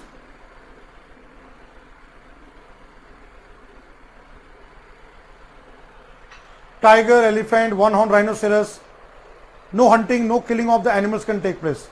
There is an imprisonment of 5 years. Jail की सजा मिल सकती है, and with also fine also. Salman Khan case, black buck killing comes into this particular one. Then comes schedule 3 and 4. They are also protected, but there is a less punishment. Schedule 3 and schedule 4. Schedule 3 and schedule 4, the punishment is less here. Here, less threatened species, those species which are not threatened too much, they are not bring to extinction. Those species which are in the red data book, critically endangered, vulnerable, are in schedule 1 and 2. But let's say near threatened, least concerned, less threatened species, they are in schedule 3 and 4. 3 and 4, less threatened. But again, killing is not allowed. You cannot kill. For that, there is a imprisonment of 3 years. If anybody is booked under the FIR, there will be imprisonment of 3 years under the law. And what comes the last one here, that is a schedule 5. Schedule 5 species. There the killing can be allowed by license. There is required license from the forest officer. So here, killing under license, right? Under license. Scheduled 5 species cannot be killed unless that person get a license from the forest department. Right? They are in the schedule 5. Mostly these species in schedule 5 are those which multiply very, very fast. They are called vermin, V-E-R-M-I-N. They multiply very fast and cause problem to human beings. So here, schedule 5, right, they are called vermin. Like for example, vermins, for example, wild boar, jungly suar, wild boar, then sometimes crow, mice, चूहा वगैरह जो होता है, mice, कौवा, crow, monkey, which multiply very, very fast. What is vermin? V-E-R-M-I-N. Last sentence, vermin. Vermins are those animals which multiply very, very fast. And they create nuisance for human beings. Affect agriculture and all these human beings. Like jungly suar, the wild boar, then some type of monkeys. And also not only the monkeys and all, but also maybe mice, rat and mice. So they can be killed. The government can allow. Schedule 6 on plants. They cannot be cultivated unless permission is given. With permission you can cultivate, but without permission cannot be cultivated. So this is where I have given, anywhere you are not able to see here. Oh my God. Last sentence you are not able to see. Okay, last sentence you are not able to see. Let me just 1 second. This is vermin. I have written here vermin. You are not able to see here. I know that you are not able to see here.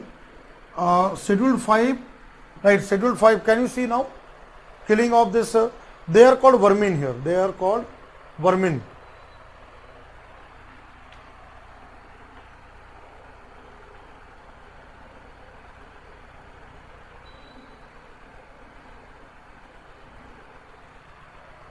I have written here vermin.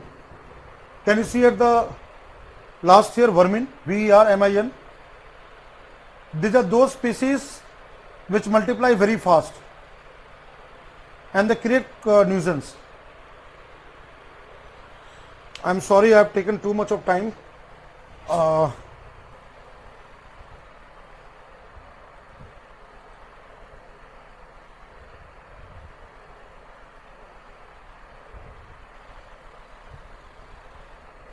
Not for mice there. Mice and all this, I am just giving example. Vermin is there.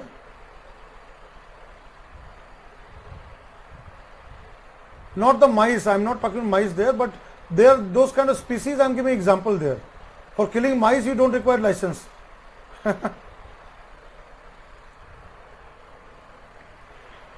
चूहे को मारने के लिए licence नहीं चाहिए. You don't require license for killing rats and mice. I am giving the example of vermin. See, understand, the two things are there. Don't mix them together. First, understand what is vermin. Vermin is that species which multiply very, very fast. And they create problem to human being as a nuisance. There the example is wild boar or mice or crow or sometimes monkeys or something of that. I am saying that for schedule 5 species, there you require license to kill those animals. There may be some type of vermin. What I am saying there may be some type of vermin which may be added in schedule 5, where you can with permission you can kill. Not by mice. अब तो चूहा मारने के लिए अगर permission लेना पड़ गया तब तो हो गया, तब तो बड़ा अजीब सा हो जाएगा. Right? So vermin, I have given an example. What do you mean by word vermin? What is the meaning of the word vermin? The meaning of the word vermin is that those animals which multiply very fast, create problem to agriculture, human being, they are called vermin. And few type of vermin, right, which may be under threat, which are very important ecologically, they may be added in schedule 5, like wild boar, nilgai. And for killing nilgai, for killing wild boar, you require license. Did you understand this point? Two differences, right? ये दो अलग अलग चीज है, but they are interconnected.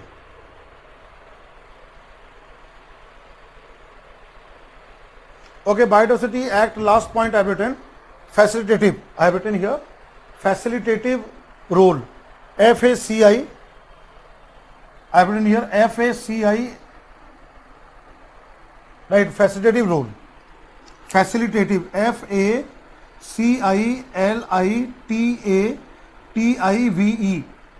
FACILITATIVE, facilitative role, to help implement ABS agreement, to help implement ABS, access and benefit sharing agreement, which are signed with local communities under Nagoya Protocol. You know Nagoya Protocol, getting the giving the profit or benefit to the local people who conserve there. So to help implement ABS agreement, access and benefit sharing agreement, that is called facilitative role. Now Schedule 6 also has punishment. Schedule 6 also has punishment. I have not written the point there, but Schedule 6, without permission, you cannot cultivate wild plants. Those wild plants which are under Schedule 6, without permission of the government, if you cultivate such plant, then again you have a jurmana, fine also, and then imprisonment. That is also given there. Abhishek Rai, it is clear. Schedule 6 also has punishment. I have not written there, but it also has a punishment. You cannot cultivate such wild plant without permission of government. Right? There also fine and all these are there. Alright. So anyway, guys, I know that I have taken too much of time. So what I'll do here. Manu Chaudhary, you are continuously asking that. It is not beyond my part, but I'll try to talk to the management. I don't know how many people want this one, environment class and part of it. Actually, maybe the management is giving you a break off because so that you get time to first read all the topics what I've taught. You just try to understand here. You just trying to understand. Biodiversity topic I am completing here, right? I am completing the biodiversity topics and all. So you will get some in between time to read biodiversity topic, right? If you have to do anything, please send the mail to the management. I have no problem. See, from my side, there is no problem. If you want to continue with environment class, I can continue. I have no issue on that. Whichever you want is there. But I don't know if you all guys want that next week environment class has to be continued. So please send mail to the management. I have no issue on that. I can teach you environment. There is no problem. But I want majority of the people. I don't want that only one person, Manu Chaudhary, saying that, and then Patel and this all guys are supporting that. I don't want that.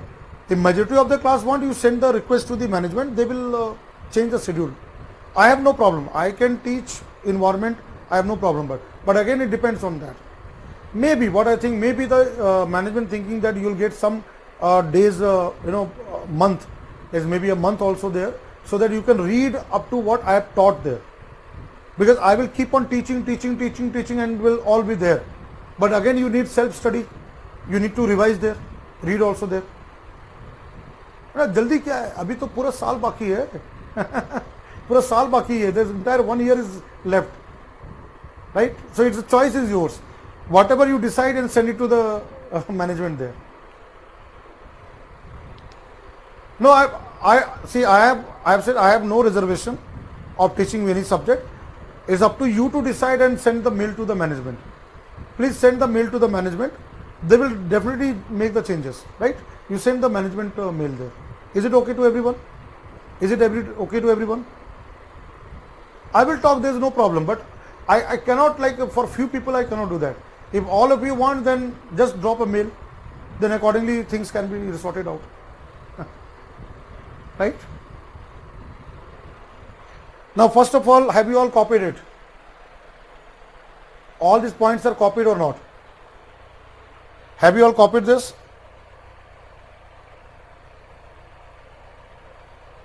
Have you all copied it? Yes or no? Dear students, have you all copied it?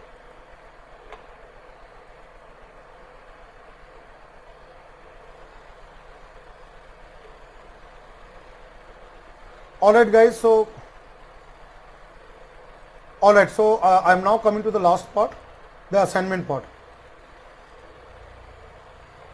Let me come to the assignment part.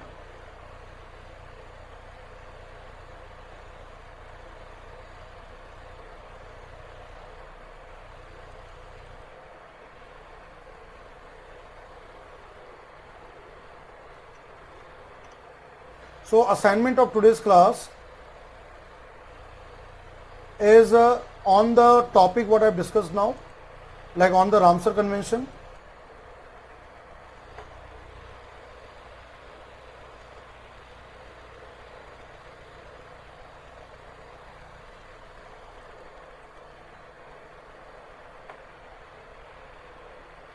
So this is the assignment. Your homework assignment is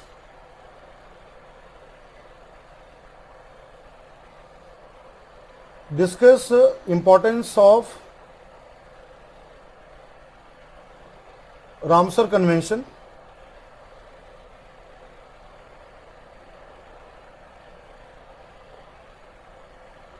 discuss importance of Ramsar Conventions, briefly mention initiatives taken in India. You had only mentioned that to protect wetlands.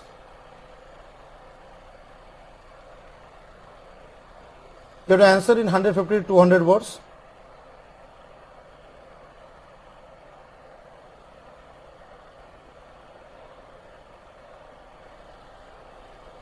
(10 marks) question. Your today's assignment question is that discuss importance of Ramsar Convention, briefly mention initiatives taken in India to protect wetlands. Answer 150 to 200 words. You can use your current affair knowledge and can write the assignment. Right? And you all have copied this one, right? So what I'll do here, I'll stop the class here. We'll stop the class here, and whatever may be, let's see that. I can talk to the management, there's no problem. But from your side, you can also do that. So I thank all of you and wish you a happy Environment Day. We'll meet in the next class. All right. Thank you, everyone. Thank you.